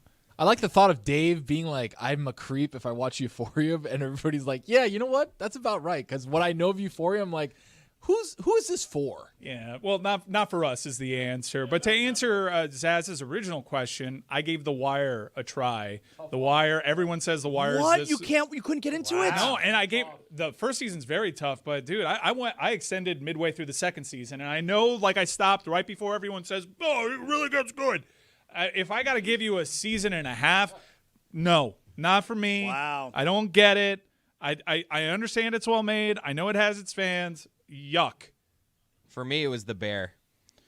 I've worked in restaurants. I can let you know it's not that intense. Yeah, dude. The Like, Bear. it's just- I like the first episode of The Bear. I like the second episode of The Bear. Third episode of The Bear, I'm like, is there more to this? Then the 11th episode of The Bear rolled around, and I said, I'm out. I love The Bear. and Unnecessary stress. I love The Bear, and I don't like the way you're speaking about it. Yeah? Yeah? What? Patty melt! Patty melt! Where's the patty? I need the pepper for the patty melt! Oh, I'm hiding the pepper for the patty melt! You have to yell cousin in the middle of that. Oh, stupid. Somebody smoking a All right, cigarette chef. somewhere. Yes, chef. Yes, chef. Yes, chef. Where's the pepper? I hid it because I hate you. Oh, corner. Yeah. Too much with the chef honorific. Behind. I'll go doctor. I'll go senator. I'll probably go even coach. But chef is where I draw the line. I'm not calling you chef. I'm calling you Gary. I do find it interesting that all of them are referred to as chef. Like, they can't all be chef. The sous chef, you got the main They're chef. all chef, apparently. Me and my father, we never miss Martin. I think it was Thursday nights. We loved that show. You remember when it was before so New York much. Undercover? Oh, yeah. Dude, New York Undercover. What a show. I don't really watch shows all that much anymore. It's just sports or movies from the 90s. Back-to-back nights, I watched Jade and Fire in the Sky. Oh, well, I told you, Jade. I told you, part of my triple feature, sneaking in movies when I was 15 years old. Jade, Linda Fiorentino. Come on. I'm going to go back The and coach. listen to the Cinephobe episode that those guys did on Jade because I can't stop thinking about this car chase scene. Was it good? There was a car. Well, I've seen this documentary on William Friedkin, the director of Jade and famously The Exorcist, and he's just a terror to work for. Seemed to be a horrible human being, and I didn't know that he directed Jade. There is, I'm not lying to you, a 12-minute car chase here that I think for most of the car chase tops out at 9 miles per hour. and they're going through the streets of Chinatown in the Bay Area. And there is one part where Angie Everhart gets hit by a car. And I've never seen someone fly so far in a movie. It's must watch. And Fire in the Sky, great abduction scene. Oh, you watch Fire in the Sky? For the first time. I was always scared to watch it because they would take out print ads in comic books when I was growing up. And it had a very iconic print ad of the dude caught up in the tractor beam, right? And I saw that film, and wow, incredible. I remember when Fire in the Sky came out. I was young, obviously. That movie was scary to me. It was scary. That abduction scene is legit scary. Now, the pacing does not work for today because you don't see one of the aliens until like 90 minutes into this thing. But, Dave, I'm curious your thoughts as someone that was of high school and college age in the 90s. Jade and Fire in the Sky. How say you? Saw Jade in the theater. Yep. That's how old a man I am. Also, I talking about what we've missed and everybody else seems to love is I actually just last night started to watch it because somebody in Miami said to me, "Really? You've never seen any of the John Wick movies?" And I said I should correct that. I should check these out. I watched the first hour of it. Consider me underwhelmed so far. I'm gonna stick with it. It's fine. He's a killing machine. I get it. Great. How many different times do we need to see him shoot a guy up close, turn the gun up, shoot him from under the chin? Like just basically Keanu Reeves shooting guys with the gun pointed at him from extreme angles. But it also occurs to me with the rewatching of old movies that I was flipping the dial, and what did I land on every time I see it? I'm going to watch Hunt for Red October. It's one of those movies that if it, wherever it is in the movie, you end up sitting there watching it. And I realized it has now surpassed for me. This isn't a qualitative assessment for me. I don't like Hunt for Red October more than I like Shawshank. But I've officially now seen Hunt for Red October more than I've seen Shawshank, because for all the complaints that I helped perpetuate, like, is Shawshank Redemption ever not on the cable dial? All of a sudden, the last couple of years, it hasn't been on very much, and Hunt for Red October has surpassed it in terms of total watches. How say you? I mean, you know how hard me and my dad laughed the first time Shanae came on the screen? Martin played Shanae. He was the actor. What? He was playing Shanae. What? And Broman? You know about Broman? Broman. In rewatch, I didn't notice this initially, but you know the Jesse Katsopoulos' cousin that came over from Greece? That was also John Stamos. Really? Huh. Does it hit you a little bit different now when Aunt Becky comes on screen? Say what? Say what? You know what I'm talking about. You know. She does what? Colleges, the money. What'd you just do with your hand? She looks tremendous. Yeah? Fighting shape. Netflix fighting shape. A little bit shady, though, these days. You know? A little bit shady. Anyway. I've seen every episode of MASH against my will or otherwise. It was the only thing, to Mike's point, syndicated sitcoms. I vaguely recall Gomer Pyles being fed those at a very young age, but then MASH took over, and it wasn't just one episode, much like you see Seinfeld or Friends episodes rerun back to back. That's what filled my TV after school. MASH. Yeah. I had to endure the transition from Trapper John into Beach. That whole thing, that complete overhaul. Summer vacations in Miami meant that during a stretch of the day, Nickelodeon turns to Nick Jr., and you're too mature for that. So you go around the dial and you settle in on In the Heat of the Night on WSVN. Oh, what a show. What a Matlock. show. Matlock. You know why? Like, they kept showing In the Heat of the Night on Channel 7? They showed this show well into like the 20 teens. Yep. And it's because SVN, the parent company, owned the redistribution rights to that series. So they were self-dealing. And they kept that and Matlock on the air forever. What a movie, In the Heat of the Night. Come on, the original? Dave, you know what I'm talking about. Sidney Poitier. Sidney Poitier, it was right. Yeah, very strong. What happened, though, speaking of rerun half hours, after hours, Red Shoe Diaries. Oh, yeah, I know of that. course. I know Zaslow. Of Zaslow course, is an Showtime. avid viewer. Yep. An avid viewer. Of course. Pants on? All right, you don't need to Maybe say not. it so loud, but yes, I liked Maybe Red not. Shoe Diaries. More of a Terradice guy on the E! channel. Yes, of course. the storylines, the important storylines, the scenarios that what was his name? Zoltan. Whose Red Shoe Diaries were they? There was always a name in front of them. They belonged to some guy. I don't know who it was, but it was like Zoltan's Red Shoe Diaries. And then they always laid out these scenarios on a train or from outer space or who knows what. Like, I'm going to have to go down to the planet Earth to experience what this thing sex is about and all that backstory. Fascinating stuff week after week. Red Shoe Diaries. Dave, you know about those taxi cab confessions?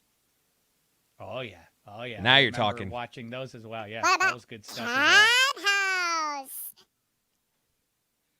Dream On. Brian Ben. You know about that Air Force Amy? The Tony and Chris Bunny Cody don't know what it was. Ranch.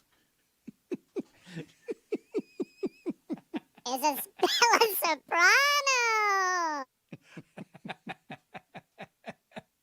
Got too hard of a chuckle from Dave. Seize on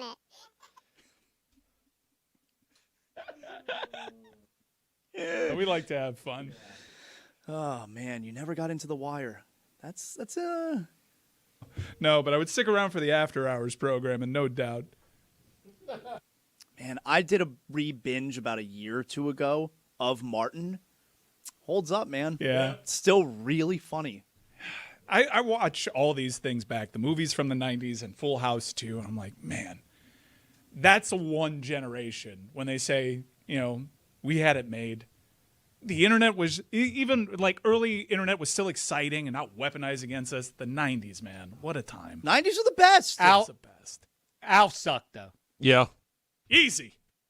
Big Alf guy. I remember my first time getting in a cab in Vegas. Just kind of like looking over my shoulder. Like, am I in it? You were hoping.